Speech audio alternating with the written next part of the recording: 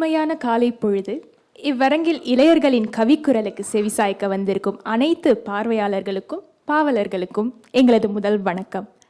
Singapore கவிதை விழா போட்ரி festival Singapore 8வது ஆண்டு விழாவின் முதல் தமிழ் நிகழ்வுக்கு அனைவரையும் வரவேற்பதில் பெருமை கொள்கிறோம். மறுமலர்ச்சி ரிசர்ஜன்ஸ் என்பது இந்த ஆண்டு விழாவின் கருப்பொருள்.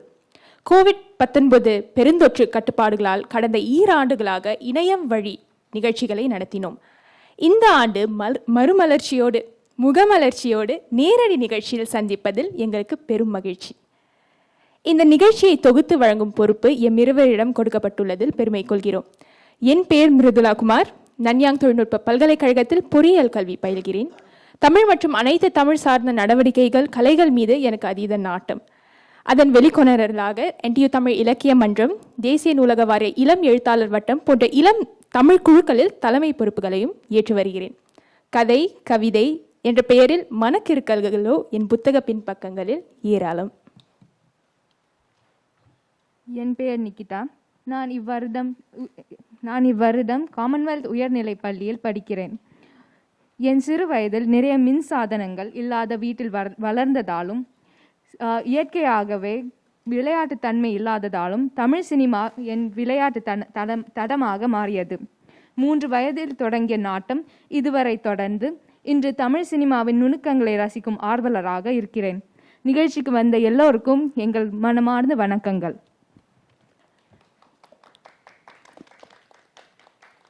கடந்த 2014ஆம் ஆண்டில் தொடங்கப்பட்ட சிங்கப்பூர் கவிதை விழா தமிழ், மலாய், சீனம், ஆங்கிலம் ஆகிய சிங்கப்பூரின் 4 அதிகாரத்துவ மொழிகளில் எழுதப்படும் கவிதைகளுடன் பல மொழி, பல இன, பல கலாச்சாரங்களை சேர்ந்த கவிஞர்களையும் கொண்டாடி வருகிறது.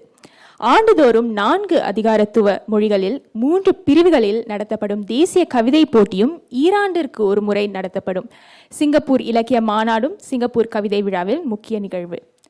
இவ்வாண்டு ஜூலை 29ஆம் தேதி தொடங்கிய கவிதை விழா ஆகஸ்ட் 10ஆம் தேதி வரை நடைபெறுகிறது. இங்கே ப்ளூ ரூமில் 4 மொழி கவிதைகளின் சீன வரையோவிய கண்காட்சியை நீங்கள் கண்டு ரசிக்கலாம். பிறகு இந்த ஆண்டு 4 தமிழ் நிகழ்ச்சிகள் இடம்பெறுகின்றன. இன்றைய கவிஞர்கள் சாம்ராஜ், இசை இருவரும் பங்கேற்று மாணவருக்கான பயிலரங்கு நேற்று சிறப்பாக நடந்தேறியது. 100க்கும் மேற்பட்ட தொடக்கப்பள்ளி மாணவர்கள் பங்கேற்று பயனடைந்தனர். நாளை இருவரும் பங்கேற்கும் கலந்துரையாடல் நிகழ்வு நடைபெறுகிறது. திங்கள் அன்று இவ்விரு கவிஞர்களும் தேசிய கல்விக் கழகத்தில் பேசுகிறார்கள். இப்படி பல்வேறு நிகழ்ச்சிகள் நமக்காக காத்திருக்கையில் இன்றைய நிகழ்வினை இனிதே துவங்கிவிடுவோம். நமக்குள் கவிதை போட்ரி இன் அவர் போன்ஸ் எனும் இந்நிகழ்ச்சியில் சிங்கப்பூர் இளையர்கள் சிங்கப்பூர் கவிதைகளை குறித்த தங்கள் கவிதை பார்வைகளையும் ரசனைகளையும் இங்கே பகிர உள்ளனர். உள்ளூர் நவீன கவிதை நூல்களில் தாங்கள் தேர்ந்தெடுத்த ஒரு நூலில் உள்ள கவிதைகளை பற்றி ஒவ்வொருவரும் பேசுவர். இந்த நூல்களையும் கவிதைகளையும் தங்கள் தனிப்பட்ட ரசனையின் அடிப்படையிலே தேர்வு செய்துள்ளனர் என்பது குறிப்பிடத்தக்கது. படைப்பாளர்கள் கவிதைகளை தேர்வு செய்து தங்கள் பார்வையை முதல் கட்டமாக எழுதிய பின்னர் மூத்த கவிஞர்கள் அவர்களுக்கு வழிகாட்டினர்.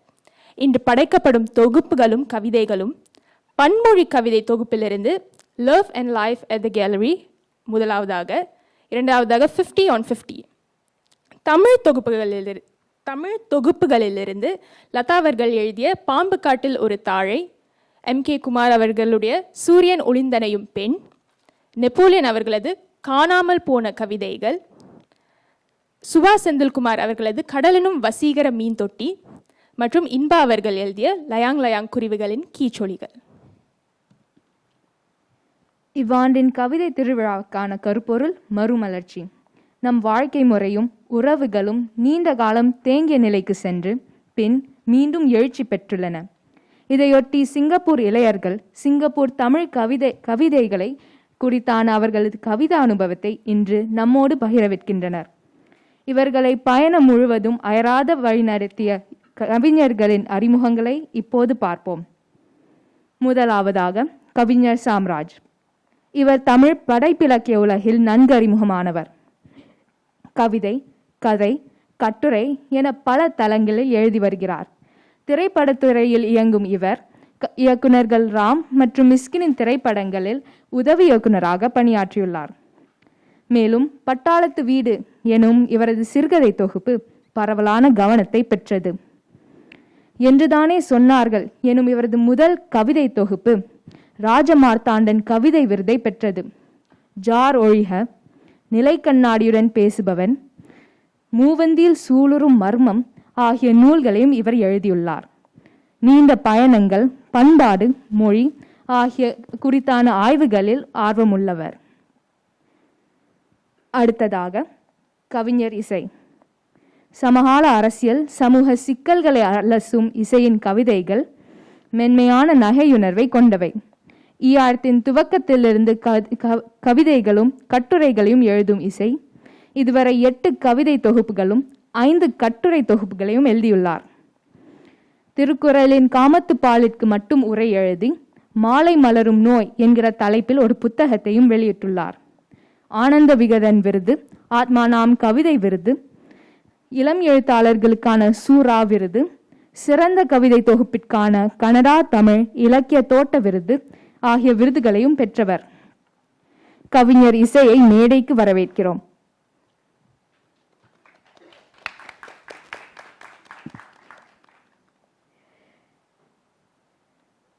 நம்மோடு இணையம் வழியாக பெருந்தேவி மற்றும் கீதா அவர்கள் தொடர்பு கொள்கிறார்கள்.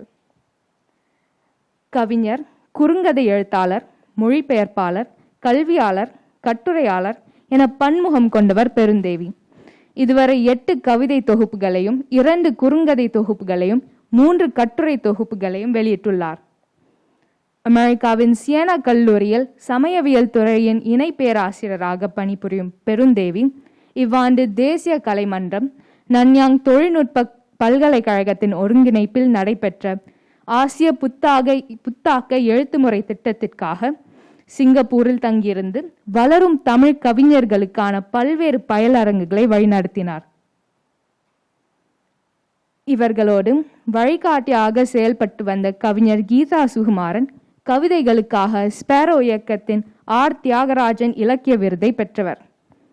இவரது முதல் கவிதை தொகுப்பான ஒற்றை பகடையில் எஞ்சும் நம்பிக்கை 2014 வெளிவந்தது.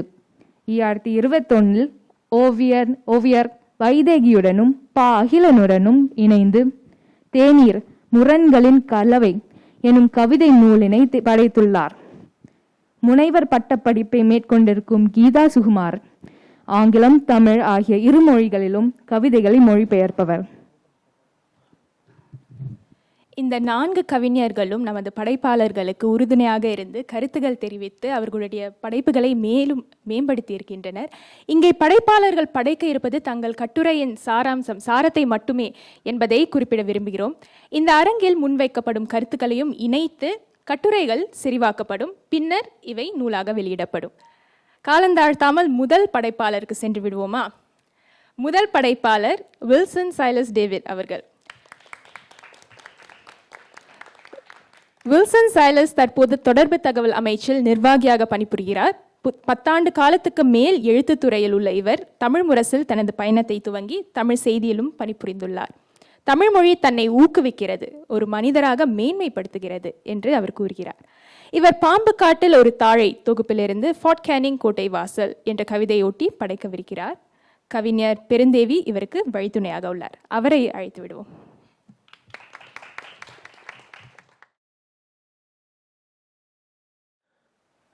சரி, அனைவருக்கும் வணக்கம். முதல்ல என்னென்னா, நான் கட்டுரை எழுதலை. இங்கே என்னுடைய ப்ரெசன்டேஷன் மட்டும் நான் செய்யலான்னு இருக்கேன். பிறகு என்னுடைய கட்டுரை நான் முறையாக எழுதி அதை சமர்ப்பிப்பேன். இன்று நான் எடுத்துக்கொண்ட புத்தகம் பாம்பு காட்டில் ஒரு தாழை, நம்ம மத்தியில் இருக்கிற லதா எழுதிய கவிதை தொகுப்பு.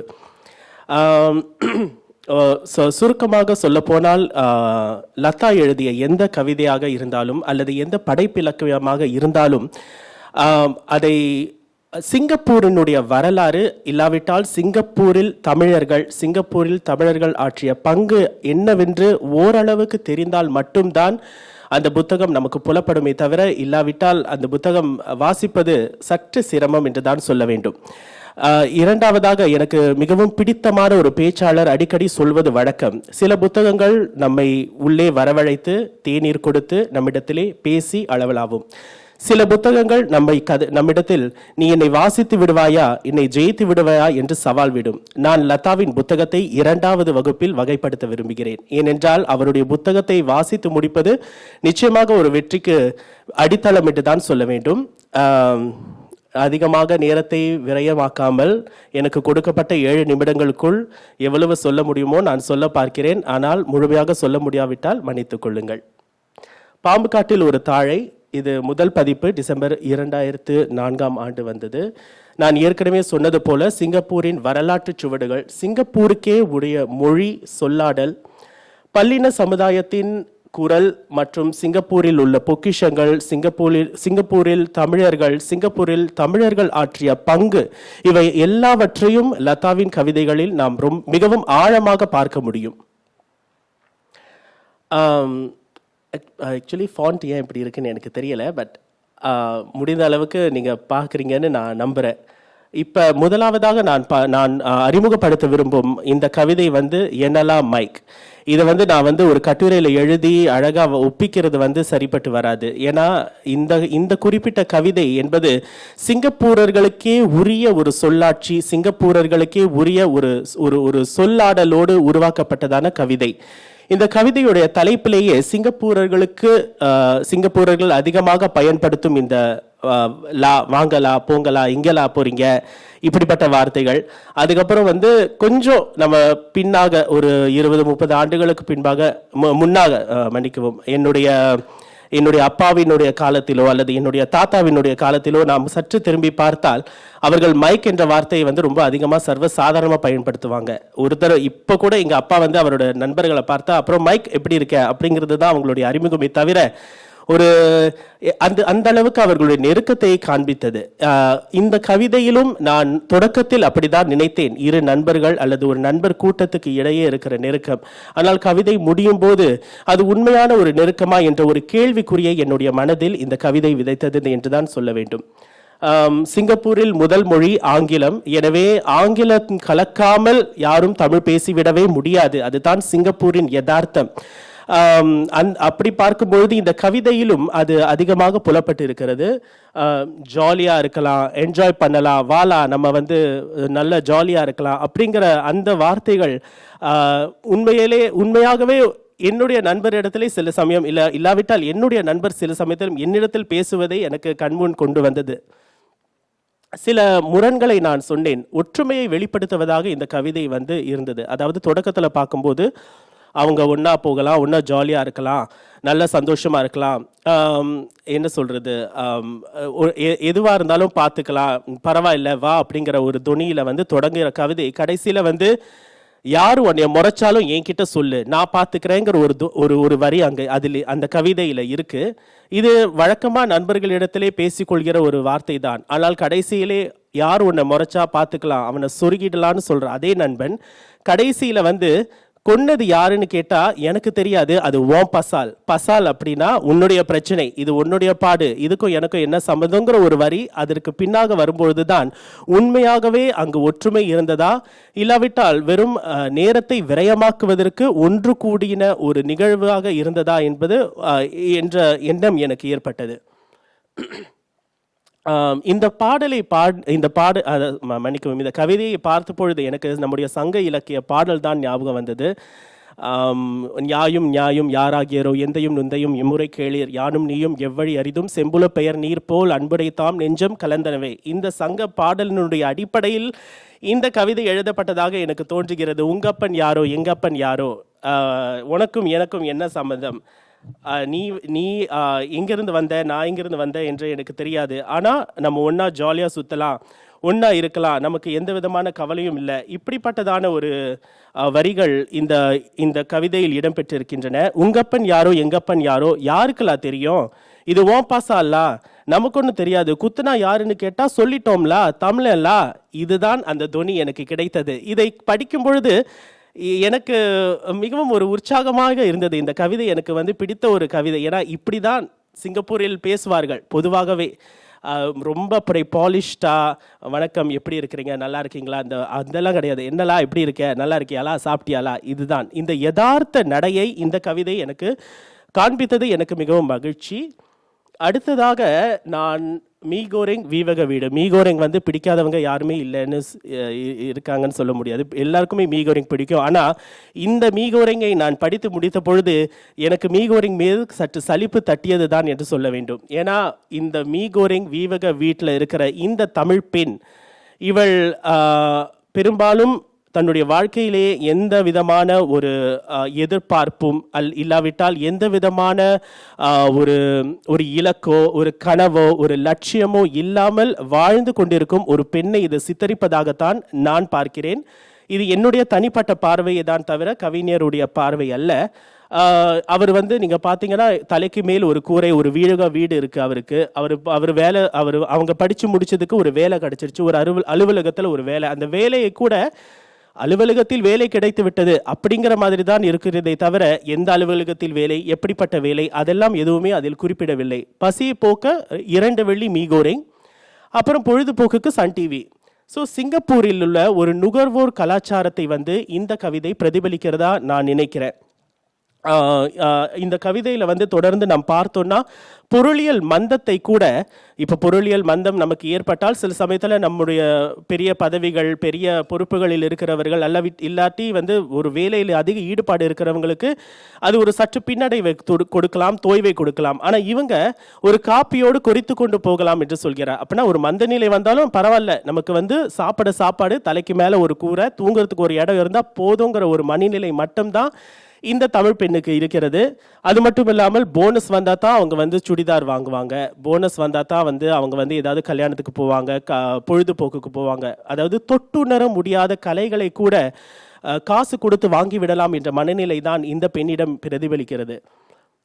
எழுத்தாளரின் விமர்சனமாக நான் பார்க்கும் பார்வை என்னவென்றால், நாம் ஒருவேளை சிங்கப்பூரில் கூண்டி கிளிகளால் தான் இருக்கிறோமோ, நமக்கு கனவு காண்பதற்கான ஒரு வெளி கிடைக்கவில்லையோ என்ற ஒரு சிறு கேள்விக்குறி என் மனதில் எழுந்தது.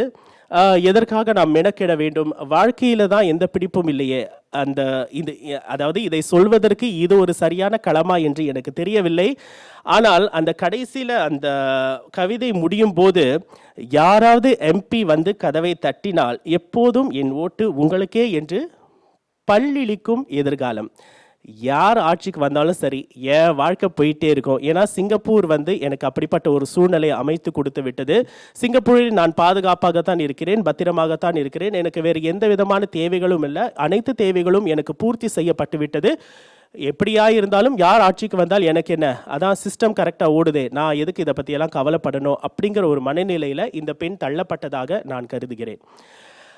என்னுடைய அடுத்த கவிதைக்கு நான் போவதற்கு நான் ரொம்ப மேலோட்டமாக தான் சொல்கிறேன். ஏன்னா இதெல்லாம் பற்றி பேசினா சத்தியமாக எனக்கு 10 நிமிஷம் பத்தாது, எனக்கு அரை மணி நேரமாவது தேவைப்படும். ஏன்னா ஒவ்வொரு முறையும் இந்த கவிதையை நான் வாசிக்கும் பொழுது எனக்கு புது புது விஷயங்கள் புலப்படுகிறது. சிங்கப்பூருக்கே உரிய குவேல் ஆப்பீஸ் உங்களுக்கு தெரியுமான்னு எனக்கு தெரியல. உரிக்க ஒவ்வொரு கலராக வரும். அதே மாதிரி எனக்கு ஒவ்வொரு வர்ணங்களாக வந்து கொண்டே இருந்தது. இந்த கவிதைகள் ஒரு கட்டத்துக்கு மேலே வாசிக்கிறதே நான் நிப்பாட்டிட்டேன்.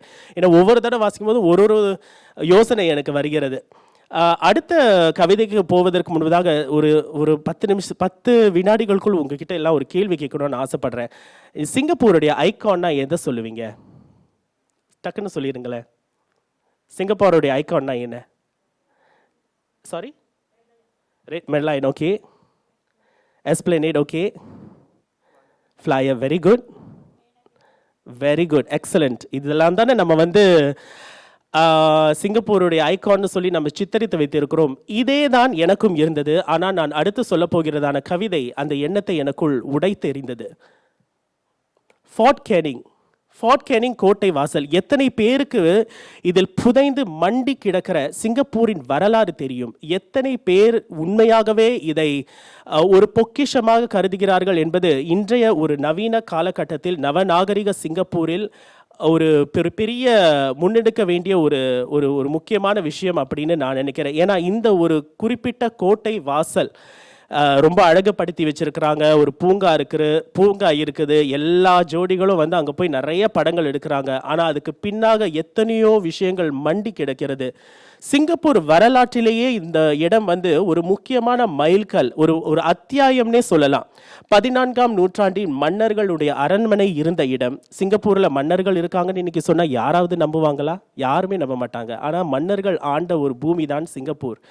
ஆங்கிலேயர்களினுடைய ஃபாயிஸ் தளபத்திய தலைமையகம், அவங்களுடைய கமாண்ட் சென்டர் இருந்த இடம், ஆங்கிலேயர்களுடைய இராணுவ படை இருந்த இடம். இது சிங்கப்பூரின் ஒரு பலமா இருந்த ஒரு விஷயம். சிங்கப்பூருக்கே ஒரு அடித்தளம், ஒரு பலம், ஒரு வரலாற்று அத்தியாயத்தையே தொடங்கி வைத்த ஒரு விஷயம். இன்றைக்கு பார்த்தீங்கன்னா அது ஒரு அச்சுறுத்தும் இடமாகத்தான் இருக்கிறது. அந்த வழியாக யாராவது ராத்திரி நடந்து போனால் பேய் வந்துடும்னு சொல்கிறாங்க. யாரும் தனியாகவும் நடந்து போக மாட்டாங்க. அப்பேற்பட்ட ஒரு பிரம்மாண்டமான, எப்படி இருந்தனா இப்படி ஆயிட்டேன் அப்படிங்கிற ஒரு கதை தான் இங்கே நான் பார்க்குறேன் இந்த கவிதையில். இங்கே நிறைய உருவகம் இருக்கிறது. அந்த ஃபார்ட் கேனிங் பார்க் உயிரோடு வந்தால் எப்படி இருக்கும் என்பதை நம்ம பார்க்குறோம். அதாவது போர் வீரர்களையும் போரையும் மற்றும் பலவிதமான சண்டைகள் சச்சரவுகளை பார்த்த இந்த ஃபார்ட் கேனிங் இப்பொழுது நாடகங்கள், இசை நிகழ்ச்சிகள், திருமணங்கள் ஆகியவற்றை பார்க்கிறது.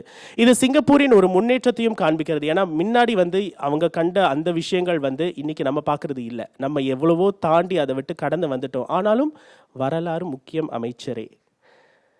எனவே வெள்ளைக்காரனுடைய இடுகாடும் இங்கே தான் இருக்கு. 1800களில் கிறிஸ்தவர்களை சிங்கப்பூரில் புதைப்பதற்கு புதைப்பதற்கு பயன்படுத்தப்பட்ட முதல் இடம் இந்த ஃபார்ட் கேனிங் பார்க் தான். அப்புறம் இங்கே இஸ்கந்தர் ஷா, அதாவது சிங்கப்பூரை ஆண்ட இறுதி மன்னன், கடைசி மன்னன் இஸ்கந்தர் ஷாவினுடைய கல்லறை இன்னும் அங்கே தான் இருக்குது. அழகான பளிங்கு கற்கள். நான் இங்கே இந்த படத்தை போட்டிருக்கேன். இன்றைக்கும் அது அங்கே தான் இருக்குது. ஆனால் எத்தனை பேருக்கு இது தெரியும்? இந்த வரலாறு எத்தனை பேர் அறிந்து வைத்திருக்கிறார்கள் என்பது ஒரு வருத்தத்திற்குரிய விஷயம்தான். அப்புறம் பலாம்பாங் பேரரசு, இந்தோனேசியா பேரரசோடு அந்த இஸ்கந்தர் ஷா தொடர்பு உடையவர். அதுக்கு அடுத்து சிங்கப்பூருக்கே உரிய 4 நம்பர்னு நம்ம வேறு எங்கே போய் சொன்னாலும் யாருக்கும் தெரியாது, நமக்கு மட்டும்தான் தெரியும். அதை வச்சு கண்டுபிடிச்சாலும் இவன் கண்டிப்பாக சிங்கப்பூர் தான் அப்படின்னு. 4 நம்பர் சிங்கப்பூருக்கே உரிய விஷயங்கள் அங்கே காணப்படுகிறது. அதுக்கப்புறம் பதுங்கு குழி. இந்த ஒரு குறிப்பிட்ட வரி எனக்குள் ஒரு நையாண்டி, ஒரு நக்கல், என்ன சொல்றது, ஒரு நகைச்சுவை உருவாக்கியது. ஏனென்றால் அந்த வரி எப்படி வரும்னா, ஒரு நிமிஷம், அந்த வரி எப்படி வரும் என்றால், உள்ளிருக்கும் பதுங்கு குழிக்கோ சரணடைதல் மட்டுமே தெரிந்திருக்கும். ஏன் இந்த வரி எனக்கு ரொம்ப பிடிச்சிருக்குன்னா, ஏன்னா அதுதான் யதார்த்தம். ஒரு பதுங்கு குழி அப்படின்னு நம்ம சொன்னோம்னா, போர் சமயத்தில் உள்ள போய் ஒளிந்து கொள்வதற்காகவும், போரை காண்பதற்காகவும், அல்லது போரின் போது ஒரு மறைவிடமாக இருப்பதற்காகவும் தான் இப்படிப்பட்டதான ஒரு பதுங்கு குழிகள் உருவாக்கப்படுகிறது. ஆனால் நீங்கள் பார்த்தீங்கன்னா 1936 ஆண்டு தொடங்கப்பட்ட இந்த பதுங்கு குழி 41ஆம் ஆண்டில் முடிந்தது. வெறும் 6 ஆண்டுகளில் முடிந்த பதுங்கு குழி அடுத்த ஆண்டே 42ஆம் ஆண்டே பிரிட்டிஷ் நாங்கள் ஜப்பானியர்கள்ட்ட சரணடைகிறோம்னு சொல்லிட்டு அப்படியே ஒப்படைச்சிட்டு போயிட்டாங்க. அப்போ எதுக்கு நீ அந்த குழியை கட்டின? இந்த கேள்விதான் எனக்கு வந்தது. எனவே இதில் அந்த ஒரு நக்கல், ஒரு நையாண்டி, உள்ளிருக்கும் பதுங்கு குழிக்கோ வெறும் சரணடைதல் மட்டும்தான் தெரிஞ்சிருக்கும், அதுக்கு வேற என்னென்னமோ தெரிஞ்சிருக்கணும். ஆனால் பாரு, வெறும் சரணடைதல் மட்டும்தான் இதுக்கு தெரிஞ்சிருக்கோங்கிற ஒரு ஏளனம் எனக்கு அதில் தெரிந்தது. பிறகு நான் சொன்னது போல அகழாராய்வு அங்கே செய்த பொழுது சீன களிமண் பொம்மைகள் கண்டெடுக்கப்பட்டன. மலாய் மன்னர்கள், காலனித்துவ ஆதிக்கம் மற்றும் குப்பை கூட்டி கொண்டிருந்த கருப்புதுறை தமிழர், இப்படி பல இனங்களை நம்ம இந்த கவிதையில் நம்ம பார்க்க முடிகிறதா இருக்கிறது. என்னுடைய பார்வை என்னன்னா, உண்மையாகவே நான் சொன்னது போல நம்ம சிங்கப்பூருடைய ஐகான் என்ன அப்படின்னா, ஃபார்ட் கேனிங் பார்க்கணும் சொல்ல கற்றுக்கணுங்கிறது தான் என்னுடைய ஆதங்கம். ஏன்னா இந்த ஃபார்ட் கேனிங் பார்க் இல்லாட்டி இன்னைக்கு சிங்கப்பூருடைய வரலாறே இல்லை.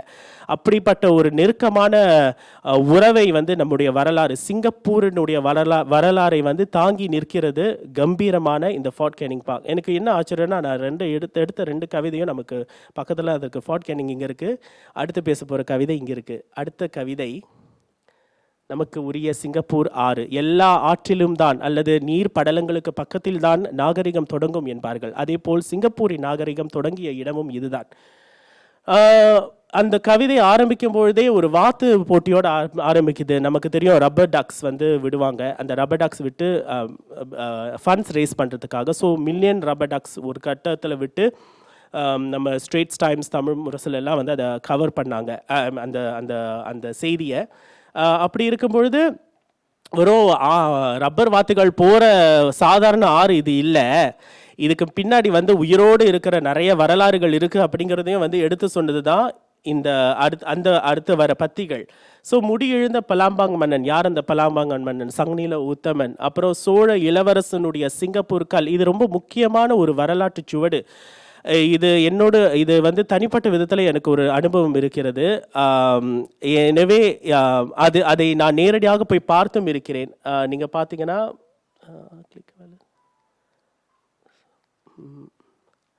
இங்கே அந்த படத்தை நான் வந்து போட்டிருக்கேன். ஐ மீன், நீங்கள் வேணும்னா போய் கூகுளில் சர்ச் பண்ணி பார்க்கலாம், சிங்கப்பூர் ஸ்டோன் அப்படிங்கிறது. இதில் வந்து பல முக்கியமான வரலாற்று சுவடுகள் ஏற்பட்டிருக்கிறது. நான் முதலாவதாகவே சொன்னது போல எனக்கு 10 நிமிடம் பத்தாது. நன்றி, வணக்கம்.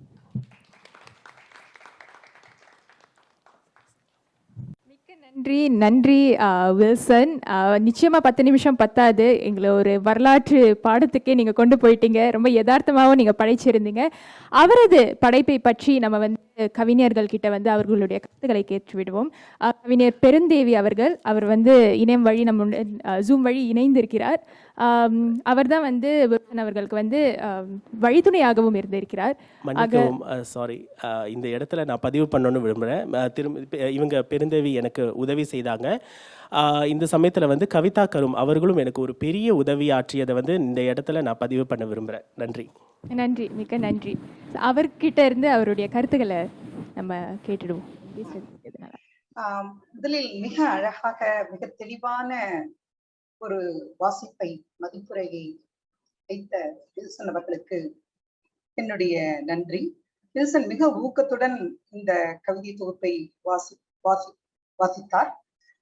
என்னுடன் ஒரு முறைதான் உரையாற்றினார். இருந்தாலும் ஒரு என்னுடைய சில கருத்துக்களை அவர் ஏற்றுக்கொண்டது எனக்கு மிகவும் மகிழ்வை தருகிறது. இதுல 2 விஷயம் மாத்திரம் நான் சொல்லணும்னு நினைக்கிறேன். அவர் வந்து ஒரு முக்கியமா லதாவோட கவிதையோட முக்கிய பண்பா ஒண்ணு வந்து சுட்டி காட்டினார். முக்கியமா எப்படி சிங்கப்பூர்ல இருக்கிற பண்பாட்டோட, சிங்கப்பூர்ல இருக்கிற வாழ்க்கை சூழலோட லதாவோட கவிதைகள் எவ்வாறு இயைந்து வருகின்றன என்று சொன்னார். அது மிகவும் குறிப்பிடத்தக்க ஒரு விஷயம். சிங்கப்பூரை களனாக கொண்டு லதா பல கவிதைகள் படைத்திருக்கிறார். இவருடைய இன்னொரு கவிதை கூட, நேற்றிருந்த நாடு என்ற ஒரு கவிதை கூட எனக்கு இந்த நேரத்துல நினைவுக்கு வருது. ஸ்டாம்ஃபோர்ட் சாலை நூலகத்தை பற்றிய கவிதை இது. இந்த மாதிரி வரலாற்று எச்சங்கள், பண்பாட்டுடைய சின்னங்கள் போன்ற பலவும் வந்து லதாவோட கவிதையில நம்ம பார்க்கிறோம். அது ரொம்ப அழகா வந்து வில்சன் வந்து குறிப்பிட்டார். அது மட்டுமல்லாமல் அந்த கவிதைக்கும் தமிழ் மரபுக்கும் இருக்கிற தொடர்பையும் வில்சன் வந்து குறிப்பிட்டார். குறிப்பா அவர் வந்து அந்த சிங்கப்பாடலை எடுத்துக்காட்டிய விதம் மிக முக்கியமானது. எனக்கு வந்து ஒரு 2 கருத்துகள் வந்து அவருடைய உரையில இருக்கு. முதல் கருத்து என்ன அப்படின்னு சொன்னா, சிங்கப்பூரை பத்தின கவிதையை லதா வந்து நிறைய எழுதியிருந்தாலும் பொதுவாக கவிதை அப்படின்னு நம்ம அடையாளப்படுத்தக்கூடிய பல கூறுகள், கவிதைக்கான கூறுகள் பலவும் வந்து லதாவோட கவிதைகள்ல இருக்கு. அவர் தன்னுடைய கட்டுரைகள்ல அவர் எழுத போற கட்டுரைகள்னு நான் சொல்றேன், ஏன்னா பன்மையில சொல்றேன், ஏன்னா இன்னும் அடுத்த தொகுப்பு யாருக்கும் இல்லாத பாலையை பத்தியும் அவர் எழுதுவார்னு நான் நினைக்கிறேன். சோ இந்த தொகுப்புகளை பற்றி அவர் எழுதும் போது கவிதை அம்சங்களையும் அவர் கொஞ்சம் சேர்த்து எழுதுவார் என்று நான் நம்புகிறேன்.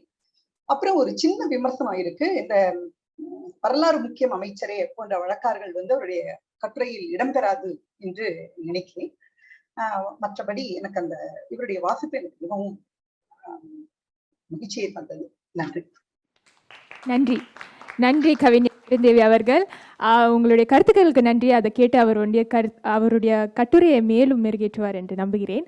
அடுத்த படைப்பாளரை நாம் காலந்தாழ்த்தாமல் அழைத்து விடுவோம். ஜனனி ராமச்சந்திரன். ஜனனி தற்போது தேசிய பல்கலைக்கழகத்தில் இயற்பியல் பயிலும் 2ஆம் ஆண்டு மாணவி. தமிழ் மீது அதீத நாட்டமுடையவர் இவர் love and life at the gallery பன்மொழி கவிதை தொகுப்பிலிருந்து ஒரு கவிதையொட்டி படைக்கவிருக்கிறார். கவிஞர் கீதா இவருக்கு வழித்துணையாக உள்ளார். அனைவருக்கும் வணக்கம். A machine gun sputtered a deadly hit. A bullet whizzed through me. I was dragged down by the line that dropped before the sea. I heard my brother groan and die. I heard approaching feet, and I felt the welcome steel that stopped my heart to beat. இக்கவிதை Thiru Theo Colling தனது சொந்த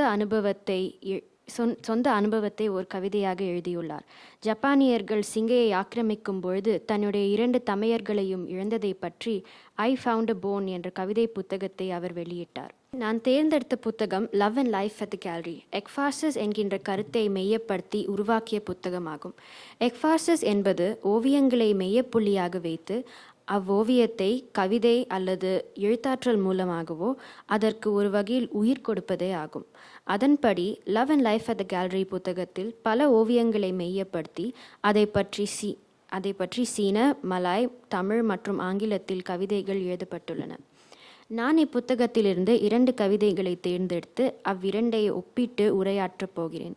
நான் தேர்ந்தெடுத்த கவிதைகள் சுபாஷ் செந்தில்குமார் எழுதிய மரணம் வழங்கும் வரம் மற்றும் சுபிக்ஷா ராமன் எழுதிய red morning glory and the rotten gun. முதலாவதாக இவ்விரண்டு கவிதைகளின் கருப்பொருள் என்னவென்று காண்போம்.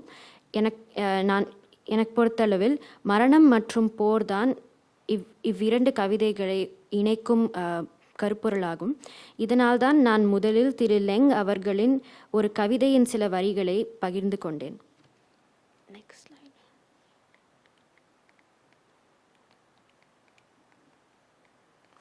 ஸ்லைட். அடுத்த ஸ்லைடுக்கு மாற்ற முடியுமா? கிளிக்கர் வேலை செய்யல. ஆனால் இதாக இருக்கு.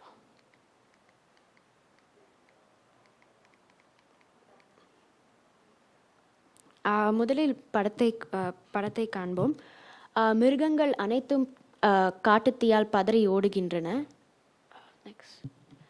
கழுகுகள் மேகங்களை சூழ்ந்து வருகின்றன. இச்சண்டையிலும் மிருகங்கள் தங்களுடைய மிருகத்தனத்தை விட்டொழிக்கவில்லை. புலியின் நெகங்கள் மாட்டின் தோலை கீறி கிழிக்கின்றன.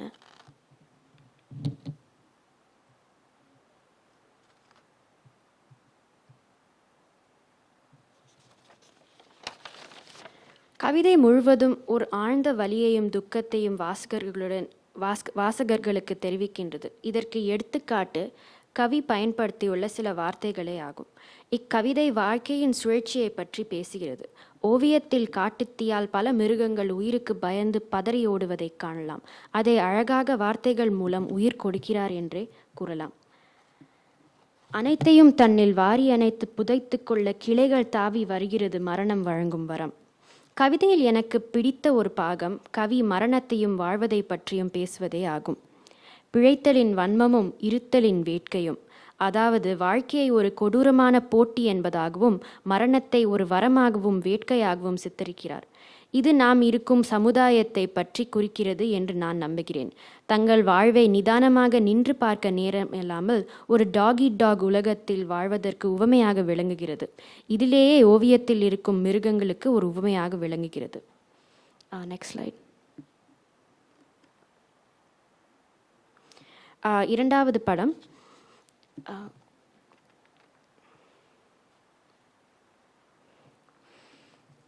துப்பாக்கிகள் சதையுள்ள மனித கால்கள் போல் திகழ்கின்றன.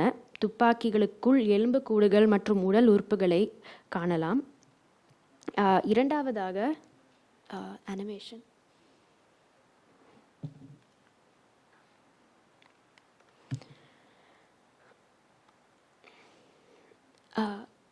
கிளிக் பண்ணுங்க ப்ளீஸ். மண்டையோடுகளால் உருவாக்கப்பட்ட மலைகள். அடுத்தது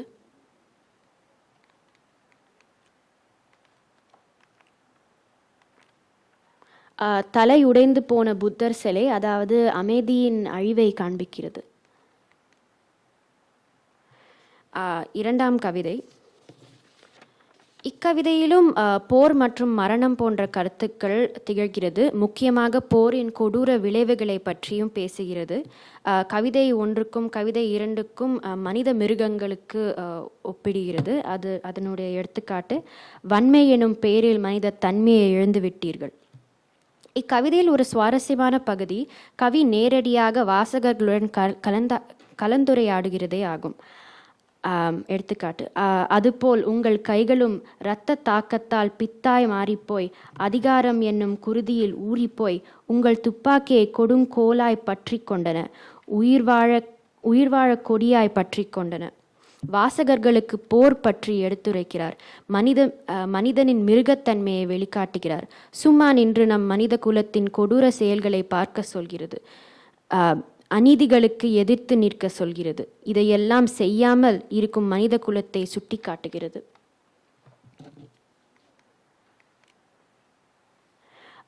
இரண்டு கவிதைகளிலும் நம்பிக்கையை பற்றி இரண்டு கவிதைகளும் நம்பிக்கையை பற்றி பேசுகிறது. இரண்டாவது கவிதையில் திகழும் ரெட் மார்னிங் க்ளோரி வேட்கை மற்றும் உறுதியான மனத்தை சித்தரிக்கிறது. கொடூரமான சூழல்களிலும் ஒரு பூ திடமாக வளர்ந்து வருகிறது. முதல் கவிதையில் முன்பு கூறியது போல் வாழ்க்கையின் சுழற்சியை பற்றியும் பேசுகிறது. உயிர்களை தின்னும் காட்டுத் தீயும் மேகங்களிலிருந்து பொழியும் மழை உலகத்தை மீண்டும் சமநிலைக்கு கொண்டு வருகிறது. இரையாதலின் நிறமும் குழைத்து தாய் நிலமெங்கும் உருகி வழிகிறது சிவப்பு மழை.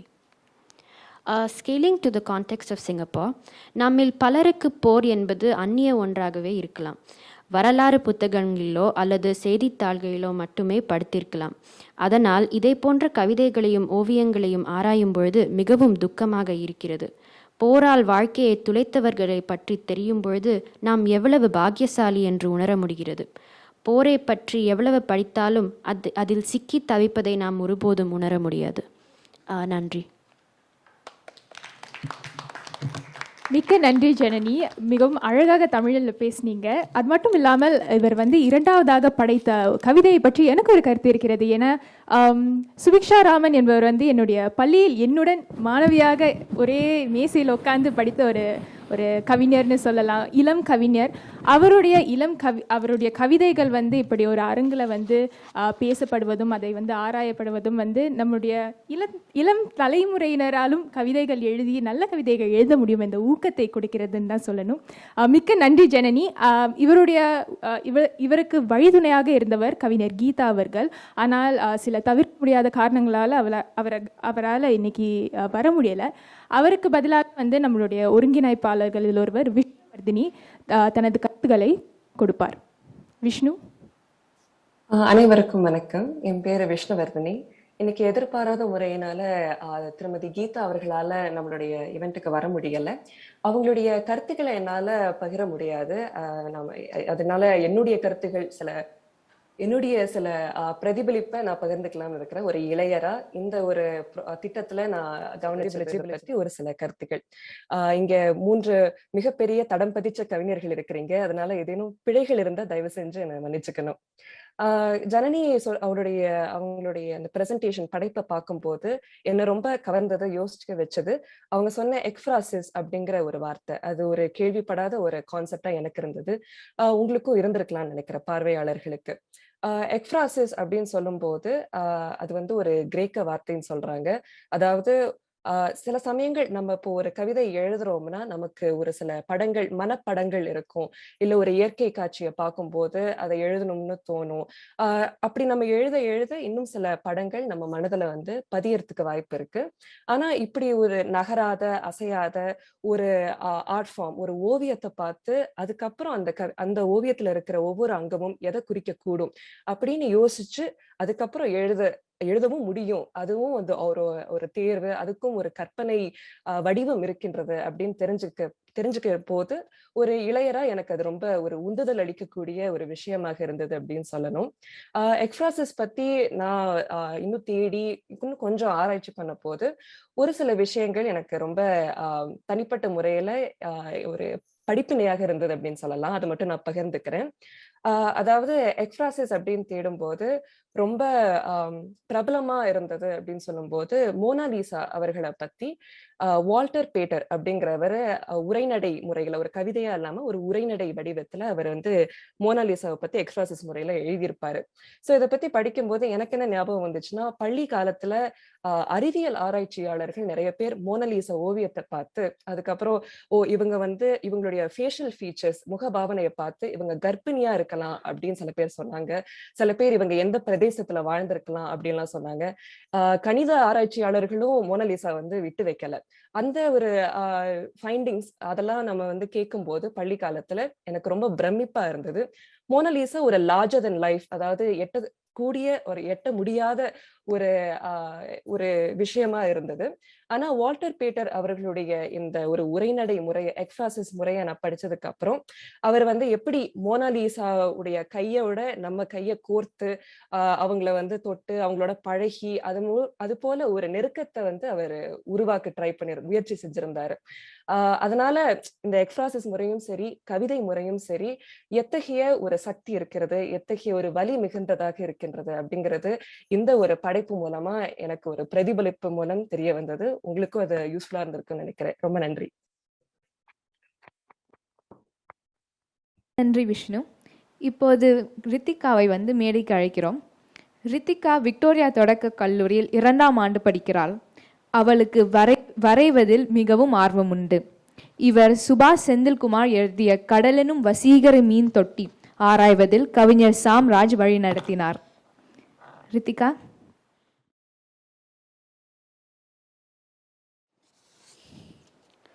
வணக்கம்.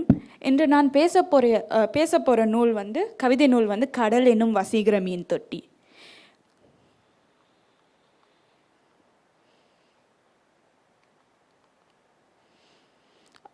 Next slide please. இந்த நூலை எழுதியவங்க கவிஞர் சுபாஷ் செந்தில்குமார். பதிப்பகம் யாவரும் பதிப்பகம். வெளிவந்த ஆண்டு 2019. Next slide please. நான் இன்னைக்கு பேச போகிற கவிதைகள் மனமுதிர்காலம், விலாசம் தொலைந்த வீடுகள், அரவமற்று வெளியேறிய பூனை, அட்சயத்தின் பருக்கைகள் மற்றும் குரல் நெருக்கப்பட்ட வனம். Next slide. நான் இதை 2 தீம்களாக பிரிச்சிருக்கேன். நான் பார்த்த விதத்தில் மனமுதிர்காலமும் விலாசம் தொலைந்த வீடுகளும் மனித உணர்வுகளை பற்றிய கவிதைகள். அரவமற்று வெளியேறிய பூனை, அட்சயத்தின் பருக்கைகள், குரல் நெருக்கப்பட்ட வனம் சமூகத்தை பற்றிய கவிதைகள். Next slide please. நான் முதல்ல பேச போகிற கவிதை மனமுதிர்காலம். இந்த கவிதை ஒரு மனைவியை இழந்த தந்தையை பற்றியது. அதனை அவர் மனைவியை இழந்ததுனால அவரோட வாழ்க்கையில் நிறைய ஓட்டைகள் ஏற்படுகின்றன. இதை அவர் எப்படி எதிர்கொள்கிறார் என்பதை இந்த கவிதை வர்ணனிக்கிறது. எனக்கு இந்த கவிதையில் ஒரு உண்மையாகவே ரொம்ப பிடித்த வரி அந்த கடைசி வரி. அன்று அப்பாவின் கால்களில் திண்டு திண்டாய் சிவந்த இதழ்களோடு அம்மா தான் பூத்தியிருந்தாள். இந்த வரிக்கு முன்னாடி அந்த அப்பா தன் மனைவிக்கு பிடித்த செடியை ஒரு இடத்துல பார்க்குறாரு. அவர் தன் மனைவி ஞாபகத்தில் போய் அந்த செடியை வேரோட பிடிச்சி இழுத்துட்டு வர்றாரு. அப்போ அந்த மாதிரி செய்யும் போது தான் அவரை ஒரு பூரான் கடித்து அவரோட கால்லாம் கிண்டா வீங்கிடுது. இது என்னது காட்டுதான், அந்த அப்பா இன்னும் அவங்க அம்மா இன்னும் மனசில் வச்சிருக்காரு.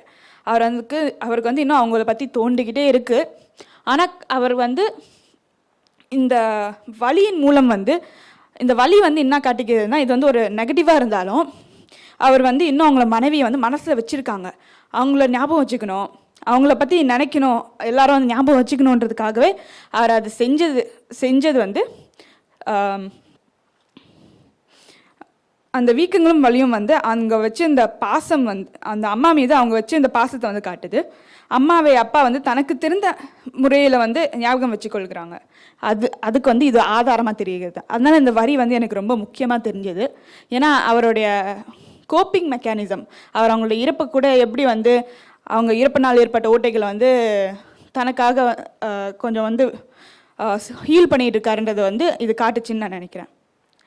அடுத்த கவிதை விலாசம் தொலைந்த வீடுகள். இந்த கவிதை ஒரு வீட்டுள்ள எப்படி அதனுள் வசிப்பவர்களுக்கு ஏற்ப அந்த வீட்டு தன்னோட விலாசத்தை மாற்றிக்கொள்கிறது என்பதை பற்றி சொல்கிறது. இந்த சூழலை எல்லாருமே எதிர்கொண்டிருப்போம். அட்லீஸ்ட் சிங்கப்பூரில் இருக்கிறவங்களுக்கு எதிர்கொள்ளிருப்போம். என்னால் நம்மளுக்கு 99 வருடங்கள் தான் நம்மளோட வீடு நம்மக்கிட்ட இருக்குது. ஆனால் இந்த குறுகிய காலத்திலே அத்தனை பேருக்கிட்ட கை மாறுது. அதான் அப்பப்போ நம்ம புதுசாக வந்தால் கூட அப்பப்போ அந்த வேற யாருக்காவது இதுக்கு முன்னாடி இருந்தவங்களுக்கு கடிதம் வரும். அப்போ நம்மளுக்கு உள்ள ஒரு உணர்ச்சி ஏற்படும். இந்த உணர்ச்சியை இந்த கவிதை நான் நன்றாக வர்ணனித்தது நான் நினைக்கிறேன், வர்ணனித்து காட்டுச்சுன்னு நான் நினைக்கிறேன். ஏன்னா இது ஏன் எனக்கு வித்தியாசமாக தெரியுதுன்னா, நம்மளுக்கு நம்மளுடைய அண்டை வீட்டுக்காரர்கள் பற்றி கூட அவ்வளோவா தெரியாது. நம்ம அதிகமாக பேசுறது கிடையாது. தனிப்பட்ட சமுதாயம் நம்மளுது. இப்படி ஒரு நேரத்தில் நம்மளோட வீடு நம்மளுக்கு ஒரு தனிப்பட்ட இடம், ப்ரைவசி எக்ஸ்பெக்ட் பண்ணுற இடம். வேறு யாருக்கும் இந்த வீடு தெரியாதுன்ற மாதிரி நம்ம நினச்சிருப்போம். ஆனால் நம்மளுக்கு முன்னாடியே வேறு யாரும் இதே மாதிரி யோசிச்சிருக்காங்க. இதே வீட்டில் நாம் வச்சு இந்த உணர்ச்சியோட வாழ்ந்திருக்காங்கன்றதை பற்றி யோசிக்கும் போது நம்மளுக்கு வந்து நம்ம எவ்வளோ பிரிந்து இருந்தாலும் எவ்வளோ தனிமையாக இருந்தாலும் இந்த சமுதாயத்தில் வந்து எப்படியோ ஒரு விதத்தில் வந்து நம்ம எல்லாருமே ஒன்றிணைந்து இணங்கி இருக்கோன்றது தான் வந்து நம்மளுக்கு வந்து அந்த கடிதங்கள் வந்து காட்டுகின்றன. அந்த இணைப்புகளை வந்து அந்த கடிதம் வந்து அதுக்கு வந்து ஒரு மெட்டஃபாராக இருக்குன்னு நான் நினைக்கிறேன். அதனால் வந்து இந்த கவிதை அந்த உணர்வுகளை வந்து அப்படிப்பட்ட இணைப்பு ஞாபகப்படுத்துகிற உணர்வுகளை வந்து நல்லா வர்ணிச்சதுன்னு நான் நினைக்கிறேன். அடுத்த கவிதை வந்து அரவமற்று வெளியேறிய பூனை. இந்த கவிதையில் வந்து கால் விளங்காமல் படுத்திருக்கும் ஒரு பெண்ணின் தனிமையை வந்து சொல்கிறது. நகர இயலாமல் படுத்திருக்கும் ஒருத்தவங்க வந்து அந்த அறைக்குள் அடைக்கப்பட்டு கிடக்கும் அவங்களோட பூனையோட ஒரு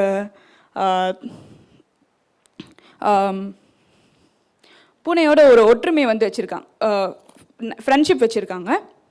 அதுக்கப்புறம் என்னதுன்னா அவங்க 2 பேரும் மட்டுமே அந்த வீட்டுள்ளேயே தனியாக இருப்பாங்க. அவங்களுக்குள்ளே இருக்க ஒற்றுமைகள்லாம் கவிதை நிறையா சொல்லிக்கிட்டே இருக்கும்.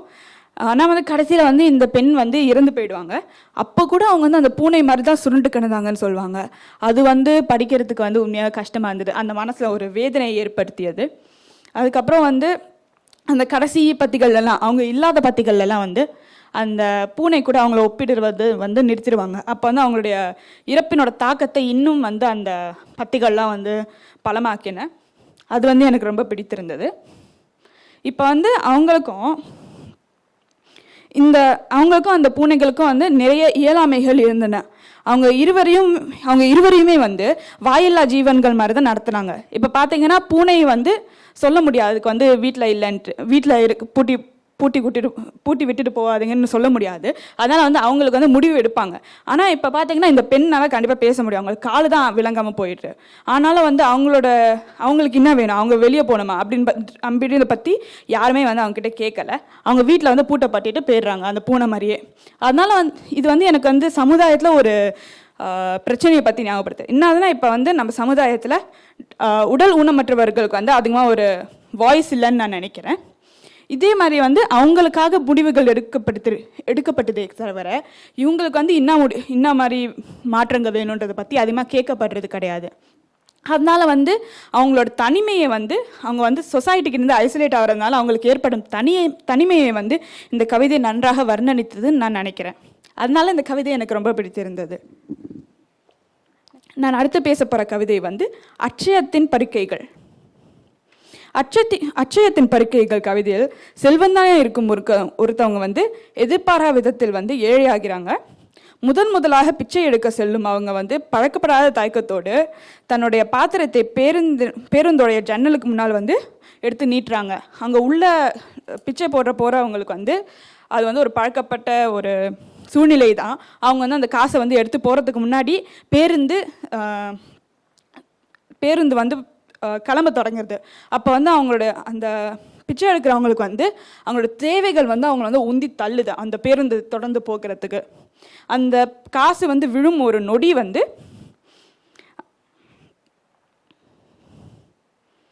அந்த காசு வந்து விழும் அந்த ஒரு நொடியிலிருந்து அவர்கிட்ட அந்த மிச்சம் இருந்த பெருமிதம் வந்து விளங்கி அவர் வந்து தன்னுடைய இப்போ இருக்கிற நிலைக்கு வந்து அவர் வந்து இறங்குறாருன்றது எனக்கு தோன்றுச்சு. அவங்க வந்து கவிதையில் வந்து ராஜநடை, டாம்பீகம், யானை மீது ஏற்றப்பட்ட அம்பாரி போன்ற வார்த்தைகள்லாம் வந்து முதல்ல வந்து பயன்படுத்துவாங்க அவங்களுக்கு உள்ள இருக்க பெருமிதத்தை வந்து காட்டுறதுக்கு.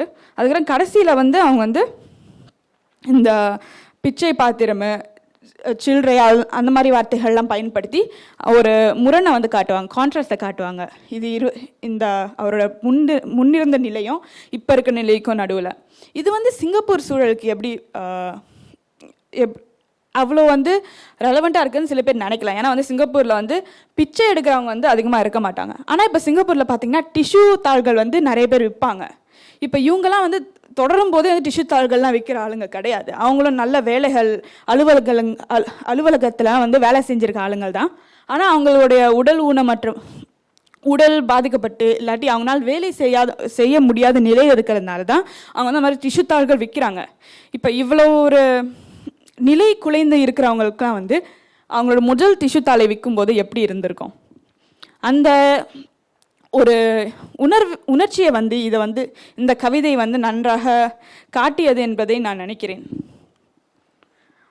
Next slide please. நான் கடைசியாக பேச போகிற கவிதை வந்து குரல் நெருக்கப்பட்ட வனம். இந்த கவிதையில் வந்து காட்டை அழித்து அதன் மூலம் மனிதர்கள் விட்டு செல்லும் தடங்கள் காட்டில் வசிக்கும் வரிப்புலிக்கு வந்து குழப்பத்தை வந்து ஏற்படுத்துது. ஆனால் வந்து கொஞ்சம் கொஞ்சமாக அதோட இருப்பிடமும் நீருந்தும் ஆற்றுகளும் வந்து அழிந்து போய் விடுகிறது. இப்போ இந்த புலிக்கு வந்து அதோடைய இருப்பிடம் வந்து போனதுனால அது மனிதர்களுடைய வீட்டுகளின் கொல்லைப்புறத்தில் வந்து தொட்டியில் மறைந்து நீர் அருந்தி தன் தாகத்தை தணித்துக் கொள்கிறது. இப்போ காட்டில் வந்து இந்த புலி வந்து கம்பீரமாய் வாழ்ந்துட்டு இருந்தது. இப்போ மனிதர்களுக்கு வந்து அஞ்சி வாழ்கிறது. இந்த கவிதை வந்து நம்மளோட நடவடிக்கைகளால எப்படி நம்ம வந்து வளர வளர மிருகங்கள் வந்து கொஞ்சம் கொஞ்சமாக நிலை குலைந்து போகிறாங்க என்பதை வந்து நல்லா காட்டியது. இந்த கவிதை வந்து அட்சயத்தின் பறிக்கைகள் கவிதையுடன் ஒப்பிடலாம். இந்த கவிதை மனிதன் தன் செழிப்பான வாழ்க்கையில் இருந்து கீழிறங்கும் நிலையையும் அதற்கு அவன் பழகுவதையும் வந்து சொல்கிறது. இந்த கவிதை வந்து ஆண்ட புலியின் நிலை மனிதர்களின் நடவடிக்கைகளால் கீழிறங்குவதையும் அது அவருக்கு பழகுவதையும் வந்து சொல்கிறது. Next slide please. இப்போ வந்து கவிஞர் சிம்பா செந்தில்குமாரின் கவிதைகள் வந்து மனிதர்களுக்கு இடையில் இருக்கும் உறவுகளை பற்றி நிறைய சொல்லும்போது அவற்றில் ஏற்படும் மாற்றங்கள், மனிதர்கள் தங்களின் செயல்களால் உலகில் உள்ள பிற உயிர்களுக்கு ஏற்படுத்தும் பாதிப்புகள் இவற்றையெல்லாம் வந்து சொல்கிறது. இக்கவிதைகள் வந்து சிங்கப்பூரோட சூழலில் இடம்பெறாவிட்டாலும் இவற்றில் ஏற்படும் உணர்ச்சிகள், இவற்றில் ஏற்படும் சமுதாய பிரச்சனைகள் எல்லாமே வந்து நம்மளுக்கு வந்து மனிதர்களாக இருக்கிற வரைக்கும் நம்மளுக்கு எல்லாருனாலையும் ரிலேட் பண்ண முடிகிற ஒன்று தான். நன்றி.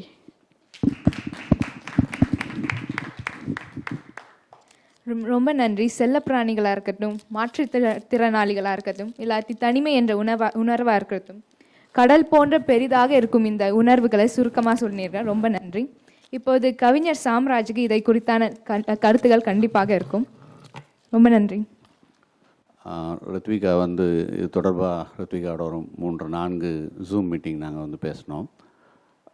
எப்பயுமே ஒரு கவிதை என்பது, ஒரு கவிதை தொகுப்பு என்பது அது ஒரு காலத்திலும் அது ஒரு வயதிலும் இருக்குது.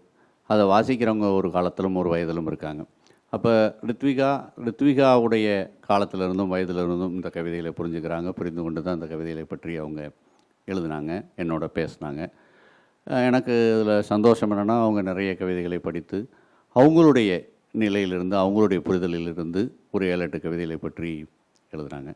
இன்னும் நான் அவங்ககிட்ட கோரியிருக்கிறது, இது புத்தகமாகும் பொழுது, இது நூலாகும் பொழுது, இந்த கவிதை என்கின்ற ஒரு ஊடகத்திற்குள்ள அல்ல கவிதை என்கின்ற வடிவத்துக்குள்ளே ரித்திகா எப்போ வந்தாங்க, அப்புறம் இந்த கவிதை தொகுப்பும் மொத்தமாக வாசித்து முடிக்கும் பொழுது அவங்களுக்கு என்ன கொடுத்துச்சு அப்படின்ற 2 விஷயத்தையுமே அவங்ககிட்ட வந்து நான் கோரியிருக்கேன். இந்த கட்டுரையை விரிவாக்கும் பொழுது ரித்விகா வந்து அதை முழுமையாக எழுதுவாங்கன்னு நான் நினைக்கிறேன். எழுதி கொடுக்குறேன்னு சொல்லியிருக்காங்க. இதில் அப்படின்றத விட ரொம்ப சந்தோஷமான விஷயம், தொடர்ந்து இதில் வந்து ஒரு ஆர்வம் குன்றாமல் இருப்பது அப்படின்றத ரொம்ப முக்கியமான விஷயம். ரித்விகா தொடர்ந்து ஆர்வம் குன்றாமல் அவங்களுடைய பள்ளி தனிப்பயிற்சி வகுப்புகள் இதுக்கு நடுவில் எல்லாம் வந்து தொடர்ந்து வந்து ஒரு 3 ஜூம் மீட்டிங், அப்புறம் நான் அதில் வந்து மாற்றங்கள் சொல்லிகிட்டே இருந்தேன், இப்படி பண்ணலாம், இப்படி பார்க்கலாம் இப்படின்ற மாதிரி அதையெல்லாம் உள்ளடக்குனாங்க. அது ரொம்ப பொதுவாக அந்த ஆர்வம் குன்றாமல் இருப்பது, ஒரு அமர்வு 2 அமர்வு பிறகு சலிப்பு வரும், அப்படி இல்லாமல் ஆர்வம் குன்றாமல் தொடர்ந்து வந்தாங்க. அது ரொம்ப சந்தோஷமாக இருந்துச்சு. நன்றி ரித்விகா. ரகுநாந்தனை இப்போது மேடைக்கு அழைக்கிறோம். ரகுநாந்தன் ஆண்டர்சன் சரங்குன் தொடக்க கல்லூரியில் தமிழ் மொழி விருப்பப்பாட மாணவர், சிங்கப்பூர் கவிமாலை மாணவர் அணியின் துணைத் தலைவராக இருக்கிறார். தமிழ் கவிதைகள் எழுதுவதில் ஆர்வம் கொண்டவர் இவர். இன்பா எழுதிய லாயாங் லாயாங் குருவிகளின் கீச்சொல்லிகள் ஆராய்வதில் கவிஞர் பெருந்தேவி உதவி புரிந்துள்ளார்.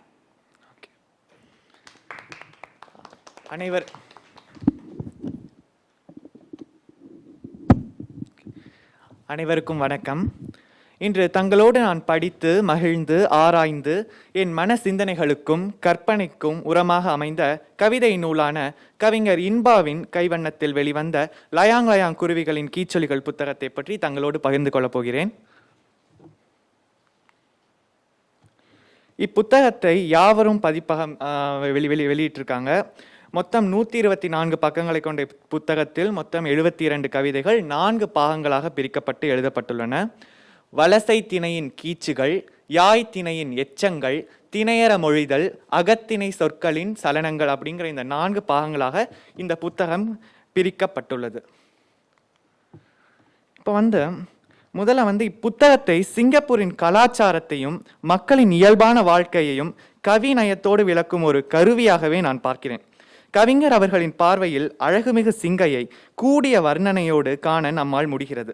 பெடோக் நதி அமைதியாக ஓடுகிறது, பாடான் திணை, கல்லாங் ஆற்றின் ஈரக்காற்று, ரோஜாக் திணை போன்ற கவிதைகளை படிக்கையில் ஒரு வாசகனாக எனக்கு நான் வாழும் சிங்கை நாட்டை இன்னும் கூர்ந்து உன்னிப்பாக கவனிக்க வழிவகுக்கிறது.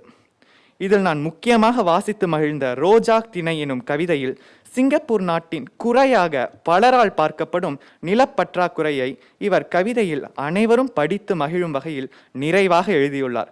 அக்கவிதையிலிருந்து சிறிய பாகம் உங்களுக்காக. பெருநில பற்றாக்குறையால் ஏரோட்டமில்லா கார் ஓட்டிச் செல்லும் வினோத மருதம் இது எனும் வரிகள் என்னை மிகவும் கவர்ந்தன.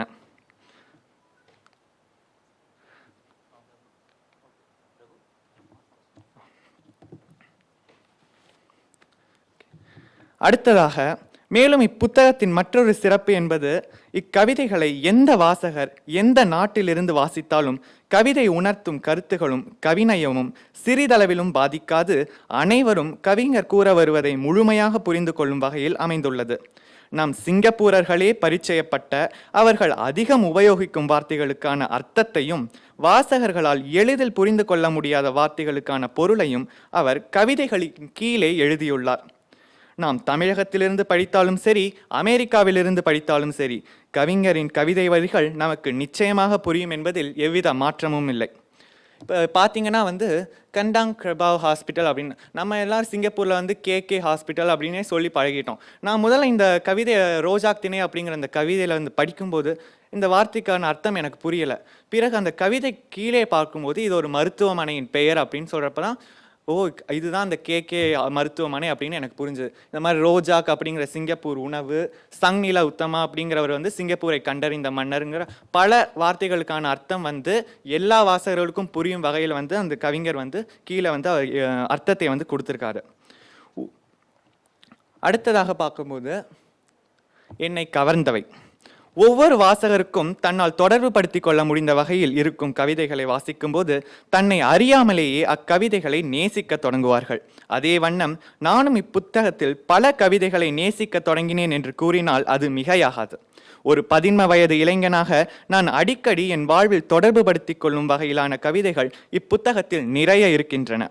இன்பாக்ஸ் இதயங்கள், பெப்பா பன்றிகள், வாட்ஸ்அப் மீன்கள் போன்ற கவிதைகள் இதற்கு நல்ல சான்றாக அமையும். முகநூல் பெட்டியில் எத்தனையோ பேர் வணக்கம் சொல்கிறார்கள், எத்தனையோ பேர் ஹாய் சொல்கிறார்கள். எல்லோரும் எல்லோருக்கும் பதில் சொல்வதில்லை, எல்லோரும் எல்லோருக்கும் சொல்வதற்கு எதுவும் இல்லை எனும் இன்பாக்ஸ் இதயங்கள் கவிதையின் வரிகள் எனது அப் டு டேட் இதயத்தின் அலார மொழியாகவே இருக்கின்றது. அடுத்து புத்தாக்க தலைப்புகள். இன்பா அவர்கள் தனக்கே உரித்தான எழுத்து பாணியை தன் கவிதையின் தலைப்புகளிலும் வெளிக்காட்டியுள்ளார். ஒரு வாசகனாக எனக்கு இப்புத்தகத்தில் மிகவும் பிடித்தது ஒவ்வொரு கவிதையின் தலைப்புகளே ஆகும்.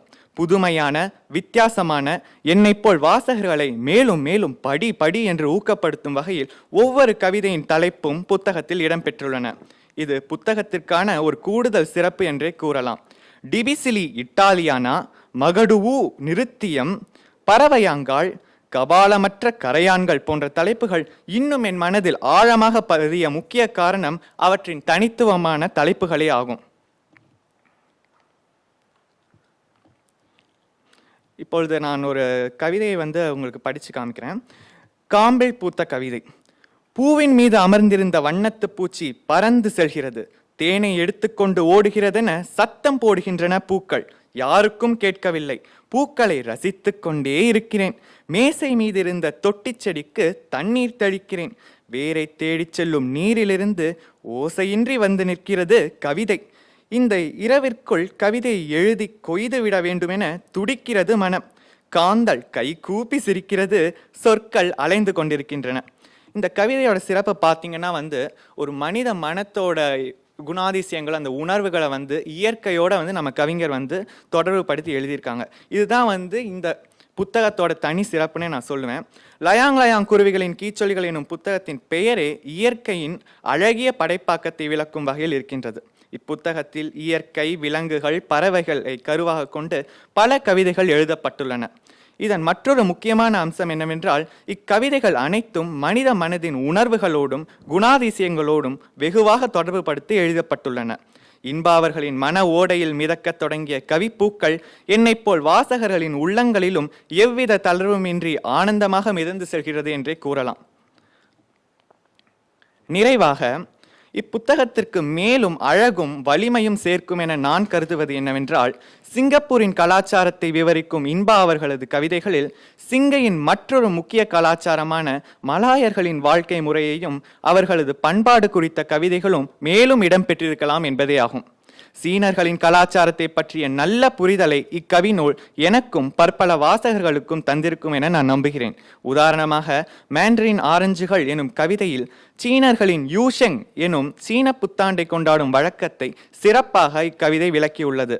அதேபோல் மலாய் கலாச்சாரத்தையும் விளக்கும் கவிதைகள் இப்புத்தகத்தில் இடம்பெற்றிருந்தால் ஒரு சிங்கைவால் இளம் வாசகராக நான் மேலும் திருப்தியும் மன நிறைவும் பெற்றிருப்பேன் என்பதை தெரிவித்துக் கொள்கிறேன். இத்துடன் என் உரையை நிறைவு செல்கிறேன்.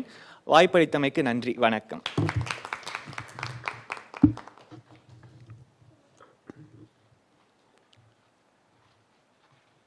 சிங்கப்பூரை குறித்தான புது கண்ணோட்டங்களையும் இளையர்களோடு கனெக்ட் பண்ணியிருக்கிறீங்க. ரொம்ப நன்றி. இப்போது கவிஞர் பெருந்தேவி இதை குறித்தான கருத்துக்களை சொல்வார்.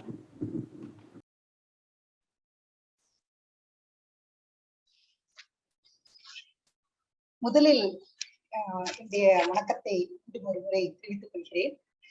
இந்த நிகழ்வை ஒருங்கிணைப்பவர்களுக்கும் இந்த நிகழ்வுக்காக என்னை அழைத்தவர்களுக்கும் சிங்கப்பூர் திருவிழாவின் கல்வி திருவிழாவின் சார்பாக அழைத்தவர்களுக்கும் நன்றியை முதலில் தெரிவித்துக் கொள்கிறேன். இந்த ரகுநந்தனுடைய உரை எனக்கு ரொம்ப நேர்த்தியா இருந்தது. 2 விஷயங்கள் என்னை மிகவும் கவர்ந்தன. ஒன்று தலைப்பை பற்றி சொன்னது. லயாங் லயாங் குருவிகளின் கீச்சொலிகள் என்ற தலைப்பே மிக அழகான ஒரு தலைப்பு. இந்த தலைப்போட கவிதைகளோட, தனித்தனி கவிதைகளோட, இந்த தொகுப்புக்குள்ள இருக்கிற கவிதைகளோட தலைப்பின் அழக பத்தியும் அவர் சொன்னாரு. அது ரொம்ப ஒரு முக்கியமான விஷயம். 2வது அவர் குறிப்பிட்டு காட்டிய ஒரு தன்மை, இந்த கவிதைகளின் சமகால தன்மை. அது எப்படி சமகாலத்தை பேசுகிறது, பல்லின பண்பாட்டை எப்படி பேசுகிறது, குறிப்பாக சீனர்களுடைய வாழ்க்கையை எப்படி பேசுகிறது என்றெல்லாம் சொன்னார். இந்த லயாங் தொகுப்புல ஒரு கவிதை, குறிப்பிட்ட கவிதை எஸ்கலேட்டர்ல போற ஒரு சின்ன பாவாடை அணிந்த ஒரு பெண்ணை பற்றியது. அந்த கவிதையை பற்றி ஏற்கனவே அந்த புத்தக வெளியீட்டு விழால, அது சென்னையில நடந்தப்ப நான் தான் அந்த புத்தகத்தை ரிசீவ் பண்ணேன். அப்போ அந்த கவிதை எனக்கு பிடிச்சது அப்படின்னு சொல்லிட்டு நான் குறிப்பிட்டிருந்தேன். அந்த சமகால தன்மையை ரொம்ப அழகா அவர் சொன்னாரு. எனக்கு 2 கமெண்ட்ஸ் இருக்கு, 2 ஃபீட்பேக்காக. அதை அவர் கணக்கில் எடுத்துப்பாருன்னு நினைக்கிறேன். முதலாவது இயற்கையை பற்றி சொன்னார். இயற்கை எந்த அளவுக்கு இன்பா கவிதைகள்ல இருக்குன்னு. பின்னாடி அவர் அதை எழுதுறப்ப சங்ககால மரபோடையும் தொடர்புறுத்தி, ஏன்னா நம்மளுடைய தமிழ் கவிதை மரபு என்பது இயற்கையை மிகவும் ரசிக்கின்ற, அதை பகிர்ந்திருக்கிற ஒரு மரபு. அதோட தொடர்புறுத்தி ரகுநந்தன் எழுதணும் அப்படின்னு சொல்லிட்டு நான் கேட்டுக்கிறேன். அப்புறம் 2வது அவர் சொன்னது இந்த மலாய் வாழ்க்கையை பற்றி அவ்வளவா இல்லை அப்படின்னு ஒரு விமர்சனம் அவர் தெரிவிச்சாரு. நம்ம இங்க ஒண்ணு புரிஞ்சுக்கணும், இந்த கவிதை தொகுப்பு அப்படிங்கிறது நம்ம எதிர்பார்க்கிற எல்லாமே ஒரு தொகுப்புல இருக்கும்னு சொல்லிட்டு நம்ம சொல்ல முடியும். எல்லா வாழ்க்கையை பற்றியும் அது பேசணும்னு சொல்லிட்டு நம்ம சொல்ல முடியாது. அதனால அதை அவர் தவிர்க்கலாம் அப்படிங்கிறது, அந்த ஒரு கருத்தை அவர் தவிர்க்கலாம் அப்படிங்கிறது என்னோட எண்ணம். குறிப்பு ஒரு விஷயம் ரகுநந்தன் சொன்னது, இது ஏற்கனவே லதாவோட கவிதைக்கும் அது பொருந்தும். வில்சனும் அதை கணக்குல கொள்ளணும். என்னன்னா, ஒரு கவிதை சிங்கப்பூரை முன்வைத்து எழுதினாலும், சிங்கப்பூர் கலாச்சார சின்னங்கள், சிங்கப்பூர்ல வாழ்க்கை இதெல்லாம் வச்சு எழுதினாலும் அடிப்படையில ஒரு கவிதை. ரகு ரொம்ப அழகா சொன்னாரு. அமெரிக்கால இருந்து வாசிச்சாலும் ஒரு கவிதையா இருக்கும், தமிழ்நாட்டுல இருந்து வாசிச்சாலும் ஒரு கவிதையா இருக்கும். கவிதை தன்மை என்பது எந்த ஊர்ல இருந்து, எந்த நாட்டுல இருந்து நீங்க கவிதை எழுதினாலும் கவிதை தன்மை, கவிதை கூறுகள் என்பது பொதுவானது. எந்த ஊர்ல இருக்கிற ஒரு வாசகருக்குமே அது அர்த்தமாகணும். அப்படியான கவிதைகளை தான் லதாவும் எழுதியிருக்காங்க, அப்படியான கவிதைகளை தான் இன்பாவும் எழுதியிருக்காங்க. அதைதான் ரகுநந்தன் சொல்லியிருக்காரு. இந்த தன்மையை முன்னிறுத்தணும், இன்னும் கூடுதலா அதுக்கு கவனம் தரணும். நன்றி. இப்போது ரெமிலாவை மேடைக்கு அழைக்கிறோம். ரெமிலா சீரார் பெண்கள் உயர்நிலைப் பள்ளியில் உயர்நிலை 2 படித்து வருகிறார். இவர் புத்தக வாசிப்பிலும் இசையிலும் நல்ல ஆர்வம் கொண்டவர். தமிழ் கவிதைகளை எழுதும் இவர் ஆங்கிலத்திலும் கவிதை எழுதி வருகிறார். சிங்கப்பூரில் தமிழ் கவிதை போட்டிகளில் பல பரிசுகளை வென்றார். இவர் நெப்போலியன் காணாமல் போன கவிதைகளை ஆராய கவிஞர் இசையால் வழி நடத்தப்பட்டுள்ளார். வணக்கம். நான் கருத்தாய்வு செய்ய தேர்ந்தெடுத்த புத்தகம் காணாமல் போன கவிதைகள். இந்த புத்தகம் கவிஞர் நெப்போலியனால் எழுதப்பட்டு 2013ஆம் ஆண்டில் தங்கத்தாய் பதிப்பகத்தின் கீழ் வெளிவந்தது. நான் இந்த கவிதை புத்தகத்தில் என்னை கவர்ந்த சில கவிதைகளை பற்றி கூறப்போகிறேன். முதலில் இப்புத்தகத்தில் எனக்கு பிடித்த கவிதைகளை பற்றி சொல்வேன்.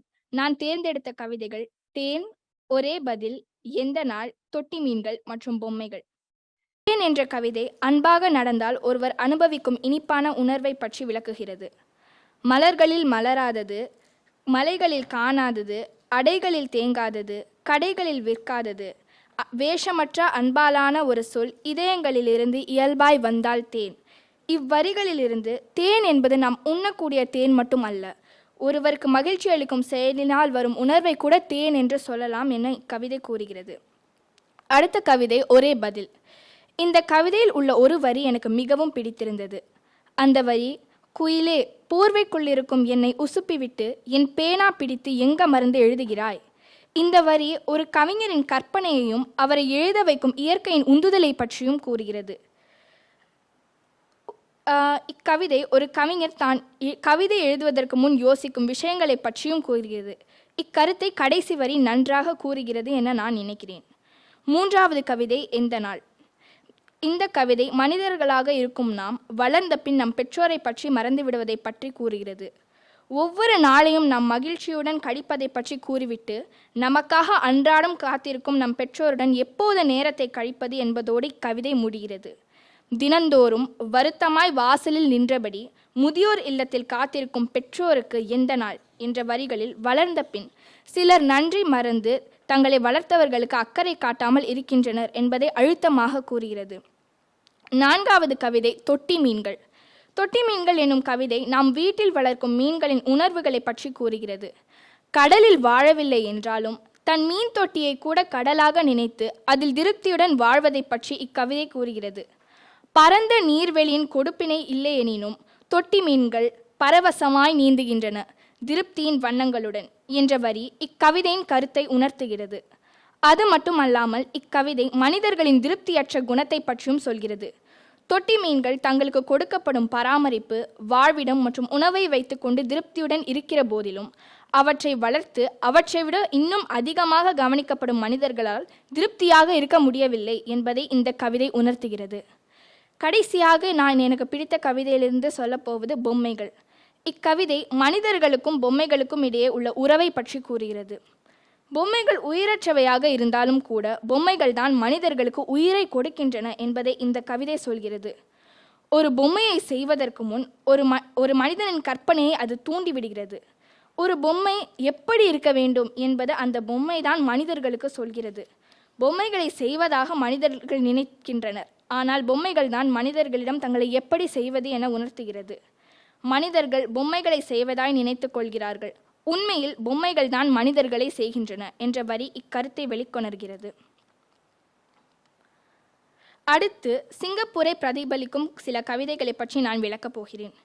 இப்புத்தகம் சிங்கப்பூரை பற்றிய நிறைய கவிதைகளை கொண்டிருக்கிறது. முதல் கவிதை நம்ம சிங்கப்பூரு. இந்த கவிதை முழுவதும் சிங்கப்பூரின் சிறப்புகளை பற்றி கூறுகிறது. சிங்கப்பூரின் வளர்ச்சியை பற்றியும் சிங்கப்பூரின் ஒழுக்கமான நடத்தையை பற்றியும் இக்கவிதை விளக்குகிறது. அடுத்த கவிதை நான் சிங்கப்பூர். இந்த கவிதை சிங்கப்பூரின் வளர்ச்சியை பற்றியும் சிங்கப்பூரின் ஒன்றிணைந்த நல்லிணக்கமுள்ள சமூகத்தை பற்றியும் கூறுகிறது. மூன்றாவது சிங்கப்பூர் கவிதை மீன்பிடி கரைதனை திமிங்கிலமாக்கி. இந்த கவிதை சிங்கப்பூரின் வளர்ச்சிக்கு பாடுபட்டு உழைத்த திரு லீ குவான் யூவின் திட்டமும் சிங்கப்பூரை முன்னேற்ற அவர் வழிவகுத்ததை பற்றியும் கூறுகிறது. மீன்பிடி கிராமமாக இருந்த சிங்கப்பூரை தனது உழைப்பால் திரு லீ குவான் யூ ஒரு நவீன நகரமாக ஆக்கினார் என இக்கவிதை விளக்குகிறது. அடுத்த கவிதை கேள்விக்குறி. இந்த தலைப்பு தான் முதலில் என்னை ஈர்த்தது. வெறும் கேள்விக்குறியை தலைப்பாக ஏன் கவிஞர் வைத்தார் என்பது கவிதையை படித்த பின்பே எனக்கு புரிந்தது. சிங்கப்பூருக்கு வெளிநாட்டிலிருந்து வரும் பணிப்பெண்கள் நல்ல எதிர்காலத்திற்காக இங்கு வருவார்கள். அப்படி இருக்கையில் ஜன்னலை துடைத்து கொண்டிருக்கும் பொழுது ஒரு பணிப்பெண் கீழே விழுந்து இறக்கிறாள். இப்படி நிறைய தடவை சிங்கப்பூரில் நடந்திருக்கிறது. ஆனால் நல்வாழ்க்கைக்காக சிங்கப்பூருக்கு வரும் பணிப்பெண்கள் இப்படி இறப்பதால் அவர்கள் வாழ்க்கையே கேள்விக்குறியாகிறது என்பதையே இக்கவிதை கூறுகிறது. மேலும் சிங்கப்பூர் வேலையிடத்தில் உள்ள பாதுகாப்பை பற்றியும் இக்கவிதை கூறுகிறது. பணிப்பெண்களின் வேலையிடத்தில் இன்னும் கொஞ்சம் பாதுகாப்பு இருந்திருந்தால் இவ்வாறு சம்பவங்கள் நேர்ந்திருக்காது என்று நான் நினைக்கிறேன். அடுத்த கவிதை எந்திர உலா. இந்த கவிதை எப்படி சிங்கப்பூரர்களின் வாழ்க்கை எந்திரமயமாகிவிட்டது என்று கூறுகிறது. மனிதர்கள் கூட ஒருவரை ஒருவர் எண்களாகத்தான் இக்கவிதையில் கூப்பிடுவார்கள். பணம் கூட தொழில்நுட்பத்தால் தான் பாதுகாக்கப்படுகிறது. அடுத்து கான்கிரீட் காடுகள். கான்கிரீட் காடுகள் என்ற கவிதையில் எப்படி இயற்கை சிங்கப்பூரின் நவீனத்திற்கு பழகியுள்ளது என்பதை பற்றி கூறுகிறது. பறவைகள் கூட சாலைகளை சாவகாசமாய் கடப்பதை பற்றி இந்த கவிதையில் கவிஞர் சொல்லியுள்ளார். இக்கவிதை தொகுப்பில் எனக்கு அவ்வளவாக ஒத்துக்கொள்ள முடியாத கவிதைகள் என்று சொன்னால் திற வாய் திறந்தான். திற என்ற கவிதை ஏன் ஒத்துக்கொள்ள முடியாது என்று சொல்கிறேன் என்றால், ஒரு வரி அந்த கவிதையில் இருக்கும், கதவுகளுக்கு உள்ளேயும் கதவுகள், ஜன்னலுக்கு வெளியேயும் ஜன்னல்கள்னு. அப்படி ஏன் அந்த வரி அங்கே இருக்குது? ஏன்னா அந்த கவிதை அந்த கவிதையோட முழு கருத்தை நான் அவ்வளோவா என்னால் புரிஞ்சு கொள்ள முடியல. ஸோ அந்த வரி ஏன் அங்கே இருக்குன்றது என்னால் அங்கே புரிஞ்சு கொள்ள முடியல. அதனால தான் அதை நான் இங்கே போட்டிருக்கேன். வாய் திறந்தான் என்ற கவிதையில் ஒரு விஷயத்தை அவர் இந்த கவிதை என்னென்னா, ஒரு பேச்சாளர் ஒரு தலைப்பை பற்றி பேசுகிறார். ஆனால் அவருக்கு கொடுத்த தலைப்பை தவிர்த்துட்டு அவர் மற்ற எதையோ பேசிக்கிட்டே இருப்பார். அப்படி இருக்கிறதுல கவிஞர் நிறைய விஷயங்களை போட்டிருப்பார். அந்த விஷயங்கள்லாம் அந்த கவிதையில் தேவையா என்று தேவையான்னு எனக்கு தெரியல. அதனால தான் அதையும் நாளை அவ்வளோவா ஒத்துக்கொள்ள முடியலன்னு நான் போட்டிருக்கேன். இந்த கவிதை புத்தகம் முழுமையாக ரொம்ப சுவாரஸ்யமாக இருந்துச்சு படிக்கிறதுக்கு. இதில் சில நிஜ வாழ்க்கை சம்பவங்களை பற்றி இந்த கவிஞர் எழுதியிருக்காங்க. மனித உணர்வுகளை பற்றியும் எழுதியிருக்காங்க. இந்த புத்தகத்தில் சிங்கப்பூரை பிரதிபலிக்கிற நிறையா கவிதைகள் இருக்குது. ஆனால் சில இடங்களில் இந்த புத்தகத்தை மீண்டும் படித்தாதான் புரிஞ்சு கொள்ள முடியும். இருப்பினும் இப்புத்தகம் கற்பனையுடனும் கவித்துவத்துடனும் எழுதப்பட்டிருக்கிறது என்று நான் நினைக்கிறேன். நன்றி.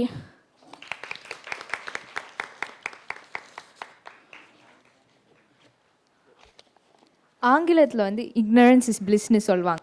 அதுபோல் இதுக்கு மேலே என்ன இருக்கு என்ற கேள்வி தான் மனிதருக்கு இருக்கிற பெரிய அதிருப்தியாக இருக்கும். அப்படிப்பட்ட கேள்வி பெரும்பாலான மீன்களுக்கு இல்லை. இப்போது கவிஞர் இசையிடம் இதை குறித்தான கருத்துக்கள் நிறையவே இருக்கும்.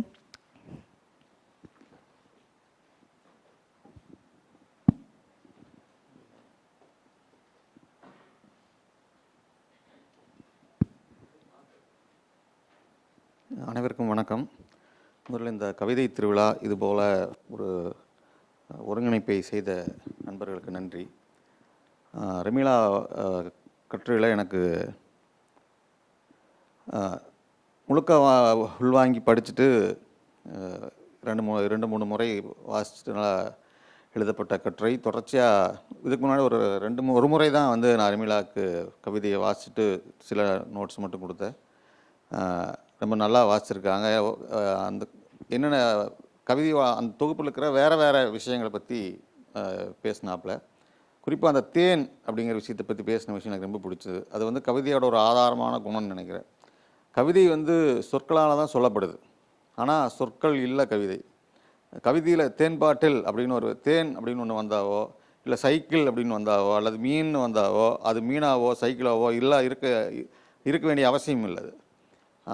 அது இந்த ஏஜில் அவங்க கவிதைக்குள்ளே வர்ற பொருளுக்கு அது மட்டும்தான் அர்த்தம் இல்லை அப்படின்னு புரிஞ்சிட்டது ரொம்ப கவிதையை புரிஞ்சுக்கிறதுக்கான ஒரு முக்கியமான விஷயம்னு நினைக்கிறேன் நான். அவங்க அந்த கவிதையை புரிஞ்சிட்டது அப்படிங்கிறது எனக்கு ரொம்ப மகிழ்ச்சியாக இருந்தது. அப்புறம் எனக்கு ஓப்பில்லாத கவிதைகள் அப்படின்னு சொல்லி சில விஷயங்கள் சொன்னாங்க. அதில் சொல்கிறதுக்கு சில இது இருக்குது. கவிதை ஒவ்வொரு கவிதை நம்மளுடைய அறிவுக்கு நம்மளுடைய அனுபவத்துக்கு தகுந்த மாதிரி மாறிட்டே இருக்கும். அது இப்போ உங்களுக்கு உங்கள் ஓப்பில்லைன்னு சொன்ன நீங்கள் திரை அப்படிங்கிற கவிதை தான் எனக்கு ரொம்ப அந்த தொகுப்பில் எனக்கு ரொம்ப ஓப்பான கவிதைங்கிறது அந்த திரைங்கிற கவிதை தான். அது நம்மளுடைய அனுபவங்கள் மாறும்போது, நம்ம வாழ்க்கையை பார்க்குற பார்வை மாறும்போது நமக்கு மாறிட்டே இருக்கும்.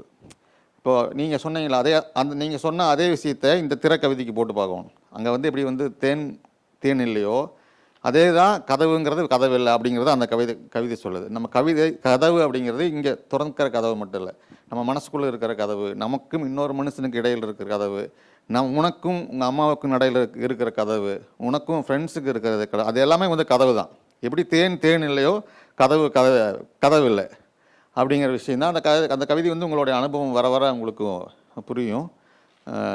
அப்புறம் இந்த மொத்தத்துலேயும் சொல்கிறதுக்கு ஒரு விஷயம் இருக்குது. எல்லாருமே வந்து ஒரு கவிதையில் வந்து லேண்ட் ரொம்ப முக்கியம்தான். சிங்கப்பூர் சொற்கள் வருது, சிங்கப்பூர் உணவு கவிதைக்குள்ளே வருது, சிங்கப்பூர் வரலாறு கவிதையில் பேசுறது, இது எல்லாமே ரொம்ப முக்கியம்தான். கவிதையோட நிறைய கூறுகளில் அது ஒரு முக்கியமான கூறு தான். ஆனால் பெருந்தேவி சொன்ன மாதிரி அது கவிதை இதை தாண்டி தான் இருக்குது. நீங்கள் அந்த கூறுகளை கவனிக்கணும், அதில் மாற்றுக்கிறது கிடையாது. நம்ம வாழ்கிற நிலத்தில் என்ன நடக்குது, நம்ம அங்கே தான் காலையில் கண் விழிக்கிறோம், கண் தூங்குகிறோம். அதுக்கு நடுவில் நம்ம வாழ்க்கையில் அன்றாடத்தில் நம்ம பார்க்குற விஷயங்கள் கவிதைக்குள்ளே வரணும், நிச்சயமாக வரணும், அதில் மாற்றுக்கிறதே கிடையாது.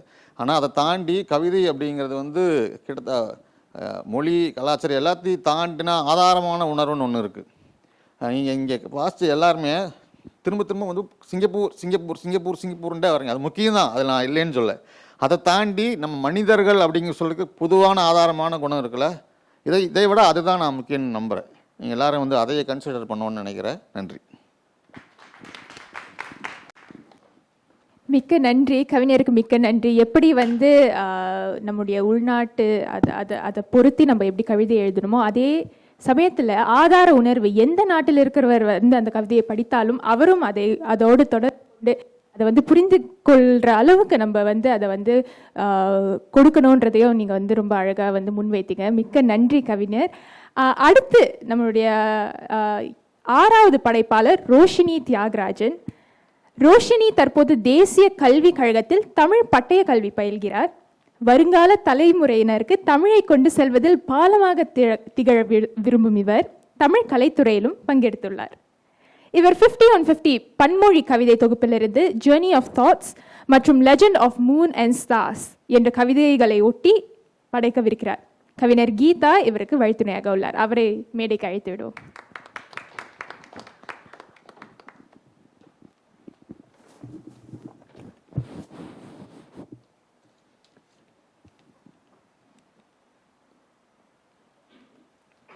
சரி, அனைவருக்கும் வணக்கம். அவங்க வந்து அறிமுகப்படுத்தின மாதிரி என் பேர் ரோஷினி. நான் வந்து கல்விக் கழகத்திலேருந்து வரேன். இன்றைக்கி நான் வந்து தேர்ந்தெடுத்த ஒரு தலைப்பு என்னோடய படைப்புக்கு, மன்னிக்கவும், இதுக்கு முன்னாடி உள்ள வில்லைக்கு போக முடியுமா? படவில்லைக்கு நன்றி. சரி, இது என்னென்னா, சிங்கப்பூர் வந்து ரொம்ப அதிக வளர்ச்சி கண்டு வர ஒரு நாடு. அது மட்டும் இல்லாமல் மற்ற நாடுகள் கூட வந்து நம்ம ஒப்பிட்டு பார்த்தா வந்து இது வந்து ஒரு அசுர வளர்ச்சி அடைஞ்ச நாடுன்னு நம்ம சொல்லலாம். ஏன்னா 50 வருஷத்துக்குள்ளே நம்ம இங்கே இருக்குமா அப்படின்னு வந்து நம்ம 50 வருஷத்துக்கு முன்னாடி யோசித்து பார்த்தோன்னா அது கேள்விக்குரிய ஒரு விஷயந்தான். அப்போ எனக்கு இருக்கிற ஒரு கேள்வி, இந்த புத்தகத்தை படிக்கும்போது வர ஒரு கேள்வி என்னென்னா, மேம்பட்ட வளர்ச்சியால் சிங்கப்பூர் தனது பண்பாட்டு அடையாளத்தை இழந்துள்ளதா அப்படின்ற ஒரு கேள்வி எனக்குள்ளே வந்துச்சு. ஏன்னா இந்த புத்தகத்தை வந்து நான் படிக்கிறப்போ, அடுத்து இந்த புத்தகத்தை நான் படிக்கிறப்போ நிறைய நேர்மறை கருத்துக்களும் இருந்தது, ஆனால் அதே நேரத்தில் எதிர்மறை கருத்துக்களும் இருந்தது. அப்போது வந்து என்னுடைய பண்பாட்டு அடையாளம் அப்படின்னா என்ன அப்படின்னு நான் பார்க்கும்போது, எனக்கு வந்து என்னை சுற்றி இருக்கிறவங்க இதெல்லாம் வந்து பிரதிபலிக்கிற ஒரு விஷயமா இருக்கணும், என்ன பிரதிபலிக்கிற ஒரு விஷயமா இருக்கணும், எனக்குன்னு ஒரு பங்கு இருக்கணும். அது மட்டும் இல்லாமல் இந்த நாட்டுக்குன்னு எனக்கு ஒரு பொறுப்பு இருக்கணும். ஸோ இதை தான் வந்து நான் என்னுடைய பண்பாட்டு அடையாளமாக நான் பார்க்குறேன். அடுத்து ஸோ அதை குறித்து தான் இந்த புத்தகம். ஸோ நான் தேர்ந்தெடுத்த புத்தகம் வந்து, ஏன் அந்த ஃபாண்ட் அப்படி இருக்குன்னு தெரியல, பரவாயில்ல. நான் தேர்ந்தெடுத்த புத்தகம் வந்து 50 குறித்து 50. இது வந்து 4 மொழியிலையும் இருக்கிற ஒரு 4 மொழியிலையும் எழுதப்பட்ட கவிதைகள் ஒன்றா வந்து தொகுக்கப்பட்ட நூல் இது. இதை வந்து எட்வின் தம்பு அவர் வந்து பதிப்பாசிரியராக இருந்திருக்காரு. அடுத்து சரி, இந்த புத்தகத்தோட முக்கிய கருப்பொருள் என்னன்னா சுய ஆட்சியை வந்து பிரதிபலிக்குது. அதாவது 1959 நமக்கு வந்து சுய ஆட்சி கிடைச்சது. அதுல இருந்து கொஞ்ச நாள் நம்ம தனியா வந்து சுயமா ஆட்சி பண்ணி, அதுக்கப்புறம் மலேசியாவோட சேர்ந்து, அதுக்கப்புறம் பிரிஞ்சு, அப்புறம் வந்து 2009 வந்து இந்த புத்தகம் வெளியானப்போ நமக்கு வந்து மொத்தமா 50 ஆண்டுகள் நம்ம வந்து சுயாட்சி பண்ணியிருக்கோம். அப்ப இந்த சுயாட்சி குறித்த தகவல்கள், மக்களோட வாழ்க்கை அனுபவங்கள் எல்லாம் வந்து இந்த புத்தகத்துல இருந்தது. அது மட்டும் இல்லாமல் பன்முகத்தன்மையை வந்து வெளிக்கொணர்ற மாதிரி 4 மொழியிலையும் எழுதப்பட்ட கவிதைகள் இருக்கு. கலாச்சார அடையாளம், அதாவது பண்பாட்டு அடையாளமும் நமது வளர்ச்சியையும் குறித்தும் இந்த புத்தகம் இருந்தது. அடுத்து சரி, இப்போ நான் வந்து ஒவ்வொரு மொழியிலேருந்தும் ஒவ்வொரு கவிதையை நான் தேர்ந்தெடுத்தேன். ஆனால் வந்து நமக்கு 7 நிமிடங்கள் தான் கொடுக்குறாங்கன்னு சொல்லிட்டு நான் வந்து முதல் 2 கவிதைகளை தான் தேர்ந்தெடுத்திருக்கேன். இதில் வந்து நான் வந்து என்ன குறிப்பிடணும்னு ஆசைப்பட்றேன்னா, எனக்கு வந்து மலாயும் சீனமும் தெரியாது. மலாய் ஓரளவு தெரிஞ்சாலும் படிக்கிற அளவுக்கு தெரியாது. அதனால் இதெல்லாம் வந்து மொழிபெயர்ப்பு வழி தான் நான் வந்து இந்த கவிதையை நான் வந்து உணர்ந்துக்கிட்டேன். ஏன்னா கவிதை வந்து பார்க்குறப்போ அது அந்த மொழியில் எப்படி எழுதியிருக்காங்களோ அதோட அழகுணர்ச்சி அதில் தான் இருக்கும். ஸோ நம்ம என்னதான் மொழிபெயர்த்தாலும் என்னோட நம்பிக்கை என்னன்னா 100% நமக்கு வந்து அதோட அழகை வந்து நம்ம உணர முடியாது அப்படின்ற என்னோட கருத்து. அதனால இதை வந்து நான் இப்போ சொல்ல விரும்புகிறேன். அடுத்து இப்போ நான் வந்து முதல் எடுத்த கவிதையை பற்றி சொல்கிறேன். எனக்கு இந்த கவிதை வந்து இன்னும் தெரியற மாதிரி பார்க்க மாதிரி செய்ய முடியுமா? ஏன்னா கவிதையோட பாதி தான் இருக்குது இங்கே.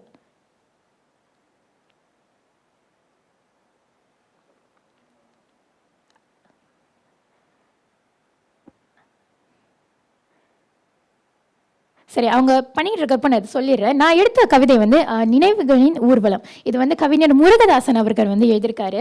இதில் வந்து இது ஒரு நீட்டமான ஒரு கவிதை. ஆனால் நான் வந்து இதோட ஆதியும் அந்தமும் மட்டும் எடுத்திருக்கேன். இதில் வந்து தொடக்கத்தில் வந்து அவர் என்ன சொல்கிறாருன்னா, கண்ணீர் துளிகளை கைவிரல் துடைக்க விடுதலை விளக்கை விழிகளில் ஏந்தி விடியலை நோக்கி விரைந்தது அந்நாள். இப்போ நமக்கு எல்லாருக்குமே வந்து ரொம்ப தெரிஞ்ச ஒரு காட்சி என்னன்னா, திரு லீ குவான் யூ நம்மளோட முன்னாள் தலைவர் வந்து மலேசியா விட்டு பிரிஞ்சப்போ 1963 வந்து கண்ணீர் விட்ட ஒரு காட்சி நம்ம எல்லாருக்கும் தெரியும். முக்கியமாக வந்து மூத்த தலைமுறையினருக்கு வந்து ரொம்ப அறிமுகமான ஒரு காட்சி அது. மக்களும் சேர்ந்து அழுத ஒரு நாள் அது. அது வந்து அனுபவப்பட்டவங்களுக்கு வந்து இது ரொம்ப ஒரு நிறைய வந்து அவங்க மனசை உருக்கக்கூடிய ஒரு நாளாக இருந்தது. அப்போ நம்ம வந்து சுயமாக ஆட்சி செய்கிறப்போ இந்த மாதிரி நினைவுகள் வந்து இந்த கவிதையை படிக்க எனக்கு வந்ததுனால இந்த கவிஞர் இந்த முதல் பத்தியில் வந்து அதை பற்றி சொல்கிறாரு அப்படின்னு என்னுடைய பார்வை. அப்போ இந்த மாதிரி தொடங்கி கடைசியில் அவர் என்ன சொல்கிறாருன்னா, பூங்கா நகரில் பூத்திருக்கின்ற எண்ணில் அடங்கா ஏற்றம் யாவும் 50 ஆண்டு அரசின் சாதனை அப்படின்னு சொல்லிட்டு இதெல்லாம் வந்து நம்ம அரசாங்கம் பண்ண முயற்சினால நமக்கு கிடைச்ச ஒரு வெற்றி அப்படின்றாரு. அடுத்து ஸோ இப்போ என்ன சொல்லியிருந்தாங்கன்னா, மக்கள் மனசில் வந்து நம்பிக்கை இதெல்லாம் மக்கள் என்னதான் வந்து மனசு உருக்கிற ஒரு விஷயமா இருந்தாலும் மக்கள் வந்து நம்பிக்கையை வந்து கைவிடாமல் நம்ம எல்லாரும் 50 ஆண்டுகள் ஒன்றாக செயல்பட்டு வளர்ந்துக்கிட்டு வந்துக்கிட்டு இருக்கோம். அது மட்டும் இல்லாமல் நமக்குன்னு ஒரு பண்பாட்டு அடையாளமாக பூங்கா நகரம் அப்படின்ற ஒன்றையும் வந்து நம்ம வந்து எஸ்டாப்ளிஷ் பண்ணியிருக்கோம். ஸோ அன்றிலிருந்து இன்று வரை வந்து சிங்கப்பூர் வந்து வளர்ந்து கொண்டே இருக்கு. நம்ம பண்பாட்டு அடையாளம் அப்படின்றது வந்து மாறிக்கொண்டே இருக்குன்னு தான் நான் சொல்லுவேன். அடுத்து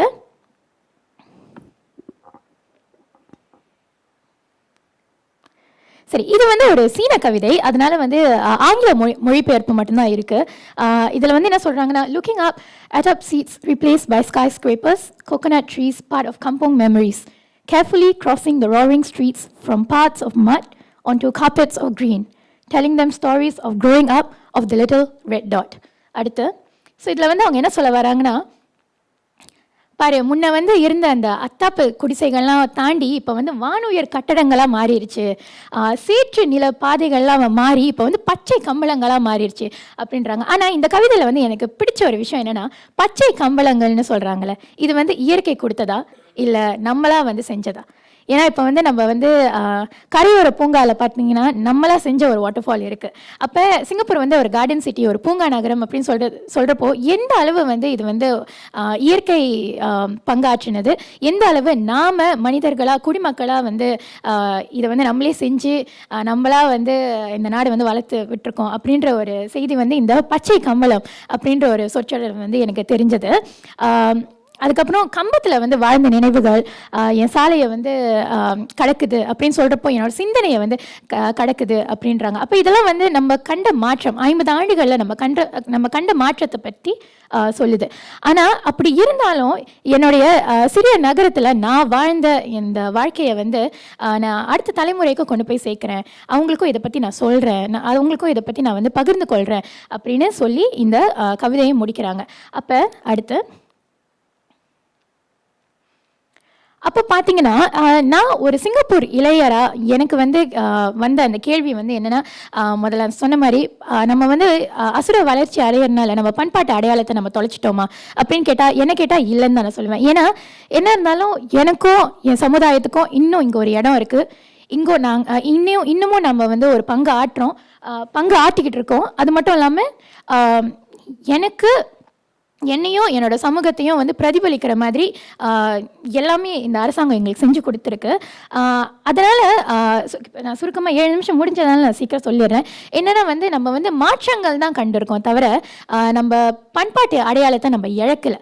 நம்மளோட பண்பாட்டு அடையாளம் வந்து மாறி இருக்கு. இப்போ வந்து நம்ம வில்சன் முதல்ல கேட்ட மாதிரி சிங்கப்பூர்னா உங்களுக்கு வந்து டக்குன்னு சிங்கப்பூர் சின்னனா என்ன உங்களுக்கு நினைவுக்கு என்ன வருதுன்னு அப்படின்னு கேட்டப்போ எல்லாரும் வந்து மிலாயன் சொன்னீங்க, மெரினா பே சாண்ட்ஸ் சொன்னீங்க, எஸ்பிளனேட் சொன்னீங்க.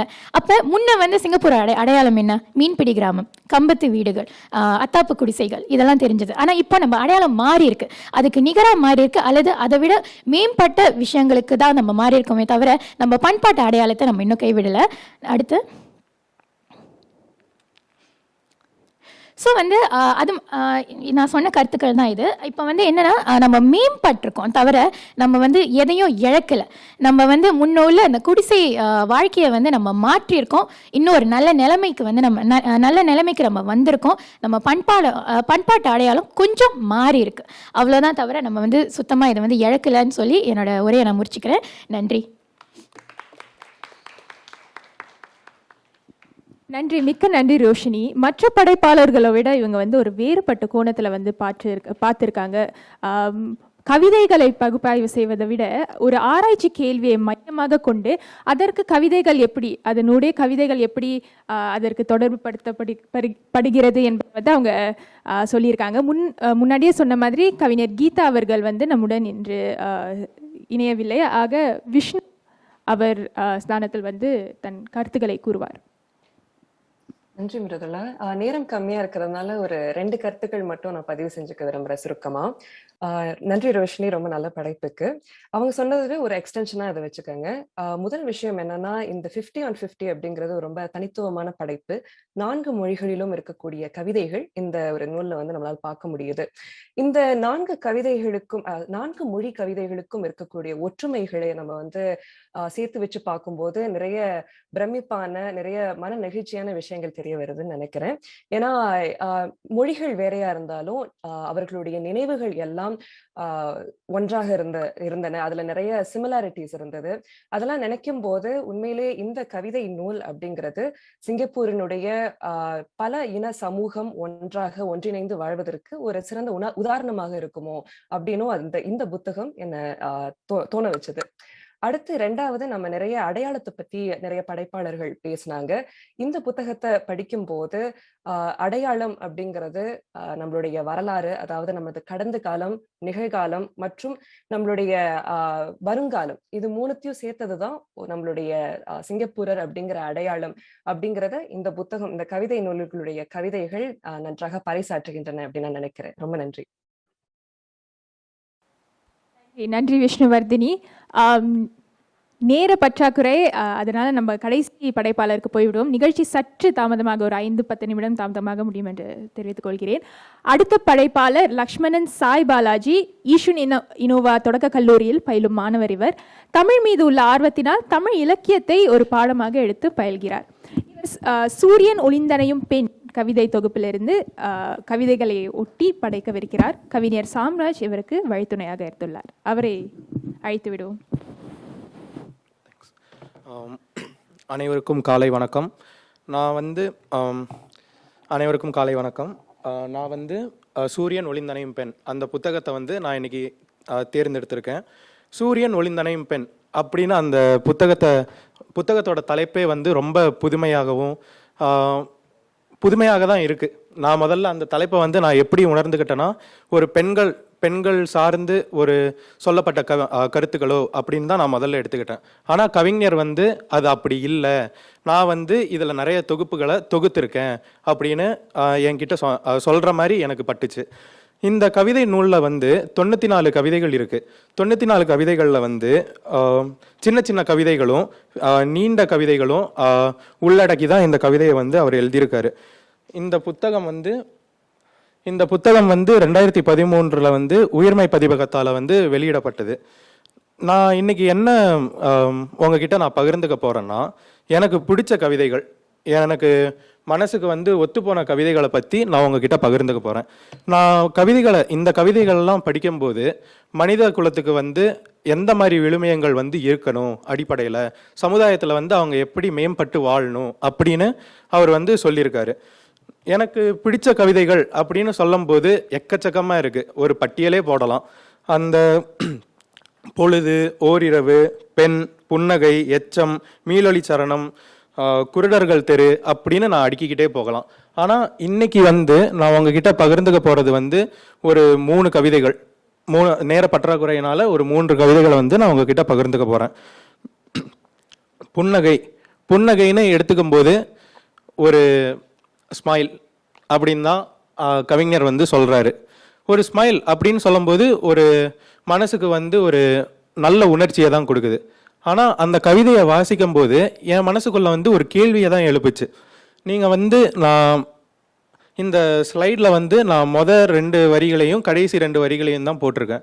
அதில் என்ன போட்டிருக்காருன்னா, உங்களை பார்த்து புன்னகைப்பதில் சில சங்கடங்கள் இருக்கின்றன அப்படின்னு ஆரம்பிச்சிருக்காரு. ஆஹா, என்னடா இப்படி ஆரம்பிச்சிருக்காரு அப்படின்னு தான் எனக்கு தோணுச்சு. அதுக்கப்புறம் கடைசியாக படிக்கும்போது, இப்போது நீங்களே சொல்லுங்கள், எப்படி சிரிப்பது உங்களிடம், எதை நீங்களாய் நினைத்து சிரிப்பது அப்படின்னு முடிச்சிருக்காரு. இப்போ முதல் கருத்தையும் கடைசி கருத்தையும் பார்க்கும்போது ஒரு லிங்க் இருக்கு.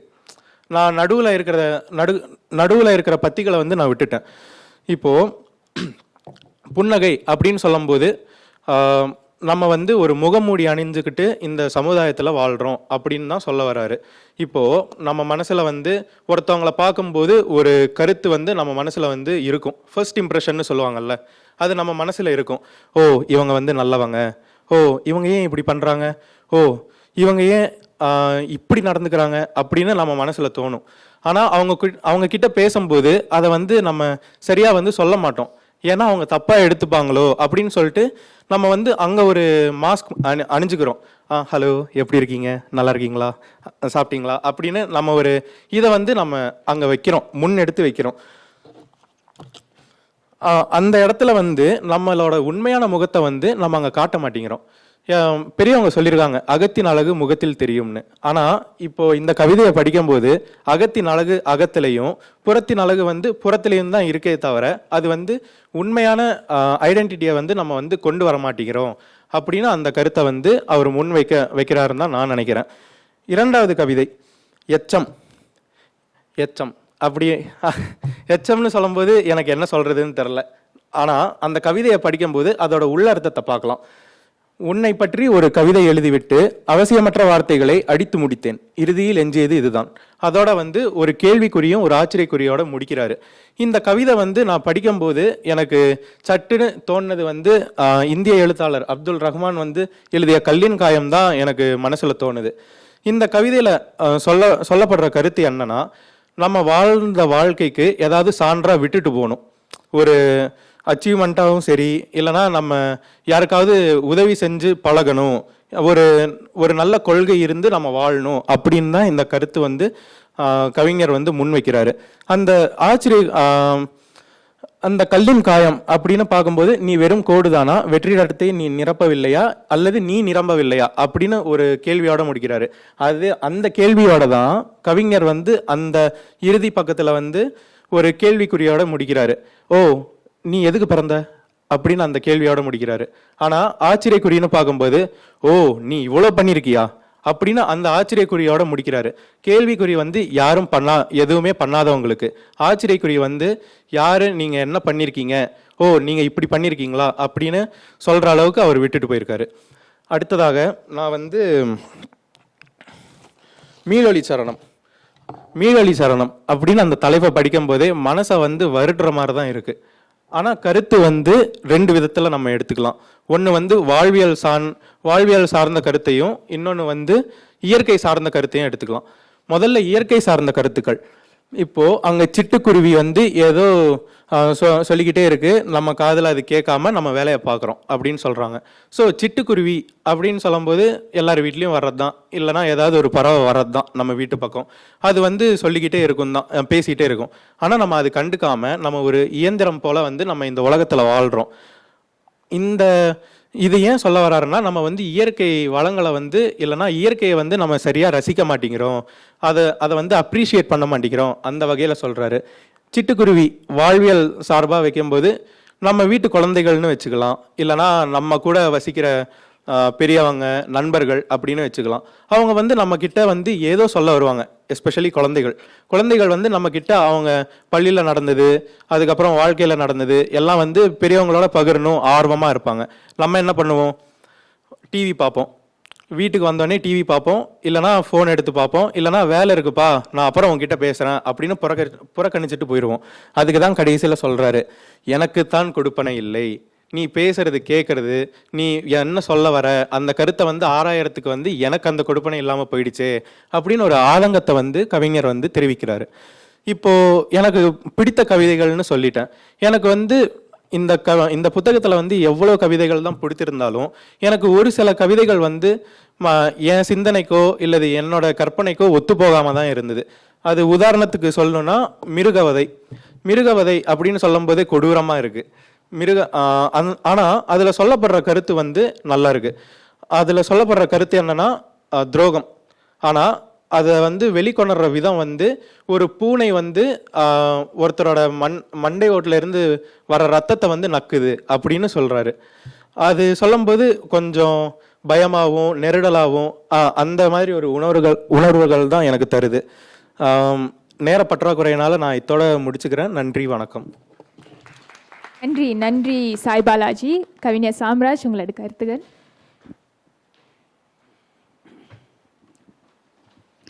பாலாஜி இந்த கவிதை தொகுப்புக்கு 5 வருஷம் எழுதினார். நான் சொல்ல மேலும் மேலும் விரிவாக்கி அந்த வகையில் பாலாஜியினுடைய பொறுப்புணர்வுக்கு ரொம்ப நன்றி. ஒரு கட்டத்தில் எனக்கு சந்தேகம் வந்துருச்சு, பாலாஜியுடைய பள்ளியில் இதை வந்து பாடத்திட்டத்தில் அந்த கவிதை தொகுப்பை வச்சுட்டாங்களான்ற அளவுக்கு பாலாஜி படிக்க ஆரம்பிச்சிட்டாரு ரொம்ப தீவிரமாக. பழைய சிவாஜி படத்தில் மகாகவி காளிதாஸில் வந்து சிவாஜி ஒரு பாட்டுக்கு முன்னாடி, அவர் காளிதாஸ் ஆகிறதுக்கு முன்னாடி மாணிக்க வினையே மரகத சிலையன்னு கல்லில் தலையை முட்டுவார். அது மாதிரி இந்த கவிதை தொகுப்பை குறித்து பாலாஜி கடுமையாக சொல்லணுமா? இல்லை, நான் தொடக்க தான் வந்தேன். அது மாதிரி பாலாஜி இந்த கவிதை தொகுப்பை முட்டி மோதி திறக்க முயற்சி பண்ணார்ன்றது ரொம்ப முக்கியமான விஷயம். ரொம்ப தீவிரமாகவே என்கிட்ட விடாமல் வந்து பேசிகிட்டே இருந்தார். அது குறித்து ஒரு 5 ஜூம் மீட் வந்து இது தொடர்பாக வந்து நாங்கள் வந்து பேசினோம். அந்த ஒரு வாசகனுக்கு ஒன்றை புரிந்து கொள்வதற்கு கவிதை என்றால் என்ன என்பதற்கும் அப்படின்னு புரிந்து கொள்வதற்கு ஒரு வாசகனுக்கு அடிப்படையாக கர்த்தருக்கு பயப்படுதலே ஞானத்தின் தொடக்கம்னா, கலைக்கு பயப்படுதலே அறிவின் தொடக்கம்னு நான் நம்புகிறேன். அப்படிப்பட்ட ஒரு பொறுப்புணர்வு ரொம்ப முக்கியம். பாலாஜிட்ட அந்த பொறுப்புணர்வு இருக்குது. இந்த கட்டுரையை விரிச்சிட்டே இருந்தோம். ஒரு வருஷம் எழுதினார், இன்னும் இப்படி சேர்க்கலாம் பாலாஜி அப்படின்னு சொன்னேன். அடுத்து அதை இன்னும் விரித்து இப்போ அவர் இந்த நூலுக்கு கொடுக்க போகிற கட்டுரை வந்து அதனுடைய 5வது வடிவம். அந்த பொறுப்புணர்வு எனக்கு ரொம்ப பிடிச்சிருந்துச்சு. பாலாஜி எதிர்காலத்தில் இன்னும் நல்ல கட்டுரைகள் எழுதுவார்னு நம்புகிறேன். நன்றி, வணக்கம்.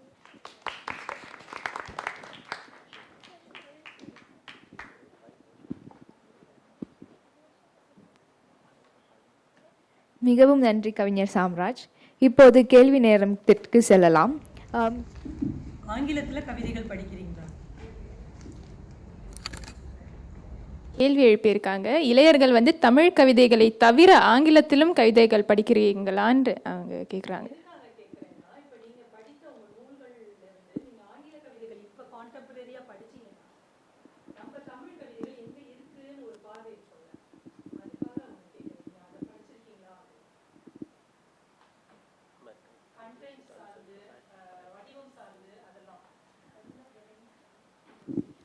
சரி, வணக்கம். நான் நினைக்கிறேன் இது வந்து ஒவ்வொருத்தருக்கும் வந்து நிறைய வேறுபாடுகள் இருக்கும். ஏன்னா வந்து ஒவ்வொருத்தரும் வந்து என்ன மாதிரியான கவிதைகள் வந்து விரும்பி படிக்கிறாங்க அப்படின்னு சார்ந்து இருக்கும். இப்போ என்னை பொறுத்த வரைக்கும் நான் வந்து கல்விக் கழகத்தில் இருக்கிறதுனால நிறைய தமிழ்மொழி கவிதைகளும் படிக்கிறேன்.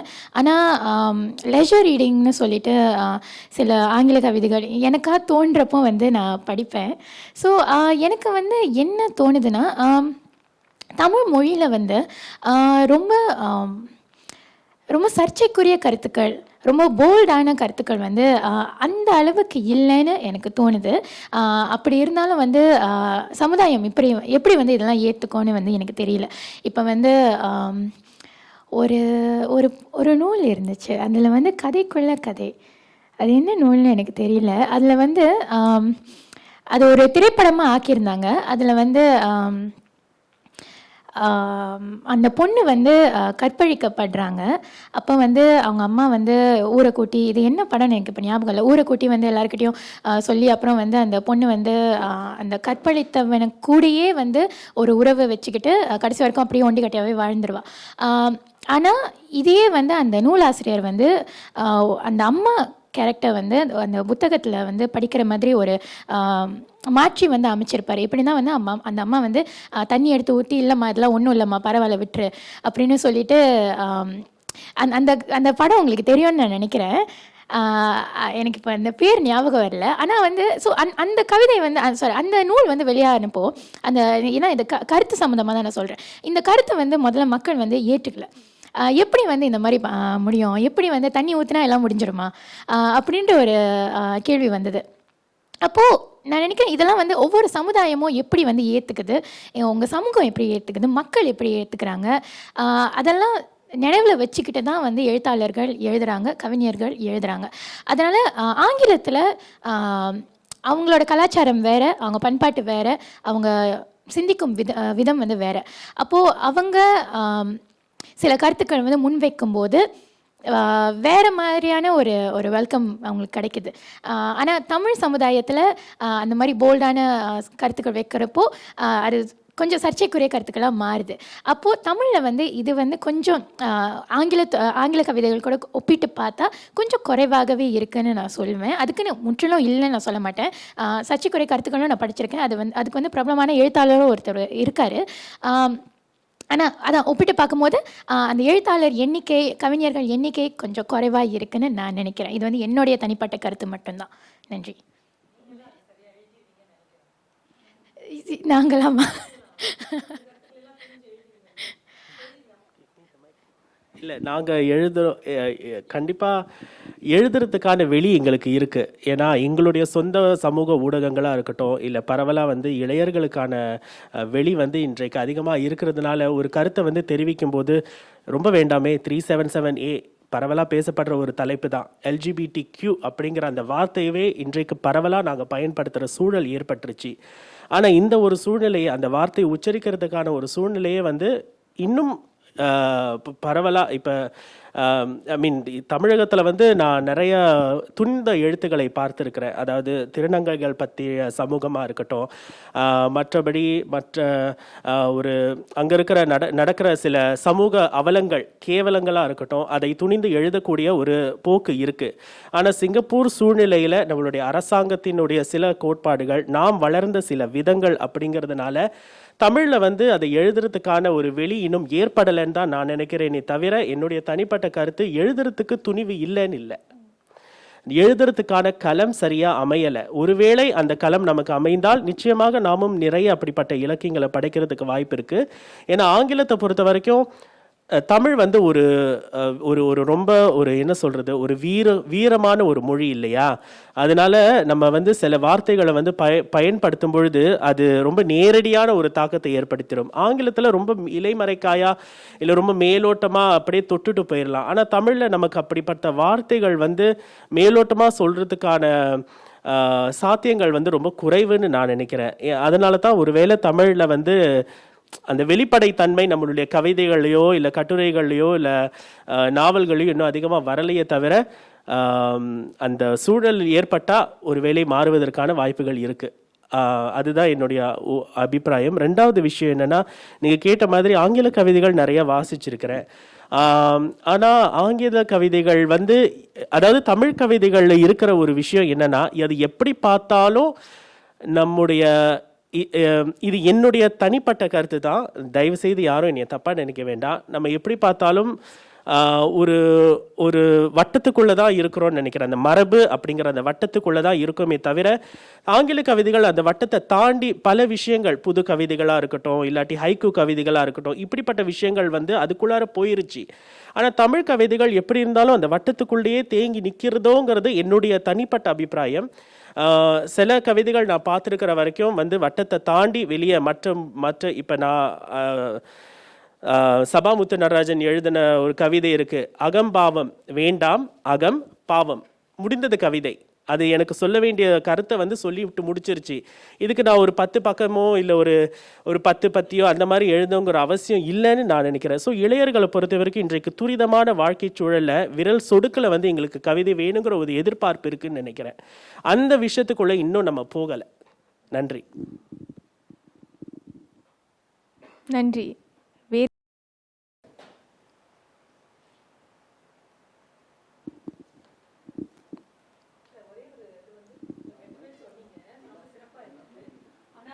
தமிழ் கவிதைகள் வந்து நீங்கள் சிங்கப்பூர் தமிழ் கவிதைகளை மட்டும்தான் இது வரைக்கும் வாசிச்சிருக்கீங்கன்னு எனக்கு ஒரு உங்களுடைய பதில்களிலிருந்து நான் புரிஞ்சுக்கிட்டது.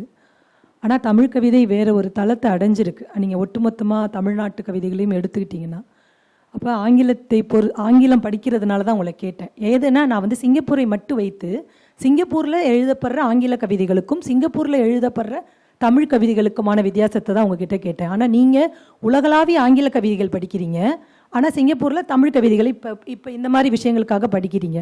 அப்போ அதை ரெண்டையும் நம்ம ஒப்பிட முடியாதுன்னு நினைக்கிறேன். It's not an apple to apple கம்பேரிசனா. ஆங்கில கவிதைகளுமே வந்து நிறைய வித்தியாசமான அவங்களுமே வெளிப்படையா இல்ல. சிங்கப்பூர் கவிதை இல்ல, நான் வந்து உலக கவிதைகளை நான் கேட்கல. நான் என்ன சொல்றேன்னா, சிங்கப்பூர் கவிதைகளே உலக கவிதைகளை தழுவி உலக கவிதைகளுக்குள் காலடி எடுத்து வைத்து விட்டது. சிங்கப்பூர் கவிதைகள் தமிழ் கவிதைகள் வைத்து விட்டதா என்பதுதான் என்னுடைய கேள்விக்குறி. என்னுடைய கருத்து தவறாக கூட இருக்கலாம். நான் சொல்றது சரின்னு சொல்ல வரல, ஏன்னா நான் அந்த அளவுக்கு பெரிய வாசிப்பாளன் கிடையாது.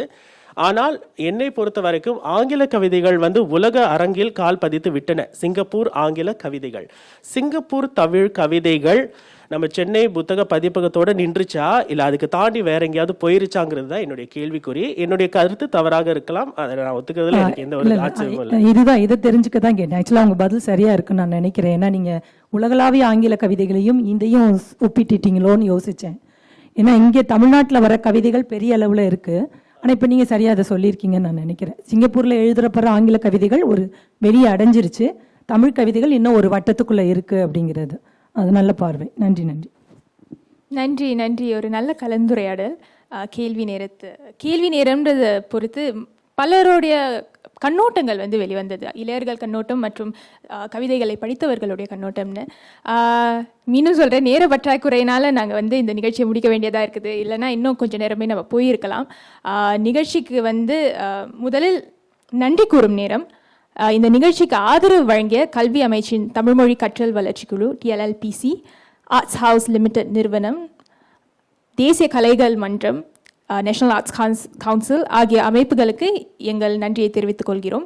படைப்பாளர்களுக்கும் அவர்களுக்கு வழித்துணையாக இருந்த பாவலர்களுக்கும் எங்களது நன்றிகள். நிகழ்ச்சியை சிறப்பாக ஒருங்கிணைத்த ஆயிலிஷா மந்த்ரா, ஹர்ஷிதா பாலாஜி, ஆனந்தன் விஷ்ணுவர்தினி அவர்களுக்கும் மிக்க நன்றி. நிகழ்ச்சி இனிதே நடக்க உதவியாக இருந்த அனைவருக்கும் எங்களது நன்றிகள். அத்துடன் சாம்ராஜ் இசை அவர்களை இங்கு நேரில் நாம் சந்திக்க ஆதரவளித்து எங்களது ஆதரவாளர் திருவாட்டி ரமாசங்கரனுக்கு முக்கியமாக நன்றி சொல்ல விரும்புகிறோம். முக்கியமாக பார்வையாளர் உங்களுக்கு சனிக்கிழமை காலை 10 மணிக்கு இங்கே வந்து எங்களுடைய கவிதைகள் பார்வைகள் எல்லாம் கேட்ட உங்களுக்கு மிக்க நன்றி. முடிப்பதற்கு முன் கடைசி ஒரு அறிவிப்பு. இங்கு வருகை தந்திருக்கும் பிரபல கவிஞர்கள் இசை சாம்ராஜ் இருவரும் பங்கேற்கும் தமிழில் நவீன கவிதைகளின் மொழி, போக்குகள், பேசுபொருள், நுணுக்கங்கள், அமைப்பு ஆகியவற்றை பற்றி கலந்துரையாட கவிதை வாசிப்பு நிகழ்ச்சி நாளை ஆகஸ்ட் 7ஆம் தேதி ஞாயிறு மாலை 6:30 மணியிலிருந்து இரவு 9 மணி வரை தேசிய நூலக வாரியத்தில் நடக்கிறது. நிகழ்ச்சிக்கு அனுமதி இலவசம். நீங்கள் அனைவரும் கலந்து கொள்ள வேண்டும். மறக்காமல் கையேடு ஒரு கவிதை நூலையும் எடுத்து வாருங்கள். ரீட் ஃபார் புக்ஸ் 2022 நிகழ்ச்சியின் ஒரு அங்கமாக வாசிப்புடன் நிகழ்ச்சி தொடங்கும். இத்துடன் நிகழ்ச்சி ஒரு முடிவை அடைகிறது. மீண்டும் இதுபோல் ஒரு நிகழ்ச்சியின் உங்களை சந்திக்க ஆவலாக உள்ளேன். அதுவரை உங்களிடமிருந்து விடைபெறுவது நான் பிரதுலா குமார். செல்வதுக்கு முன்னாடி ஒரு ஃபீட்பேக் ஃபார்ம் மட்டும் பண்ணிட முடியுமா? ரொம்ப நன்றி, ரொம்ப நன்றி. அவர் நிகிதா சரவணன். விடைபெறுகிறோம். நன்றி, வணக்கம்.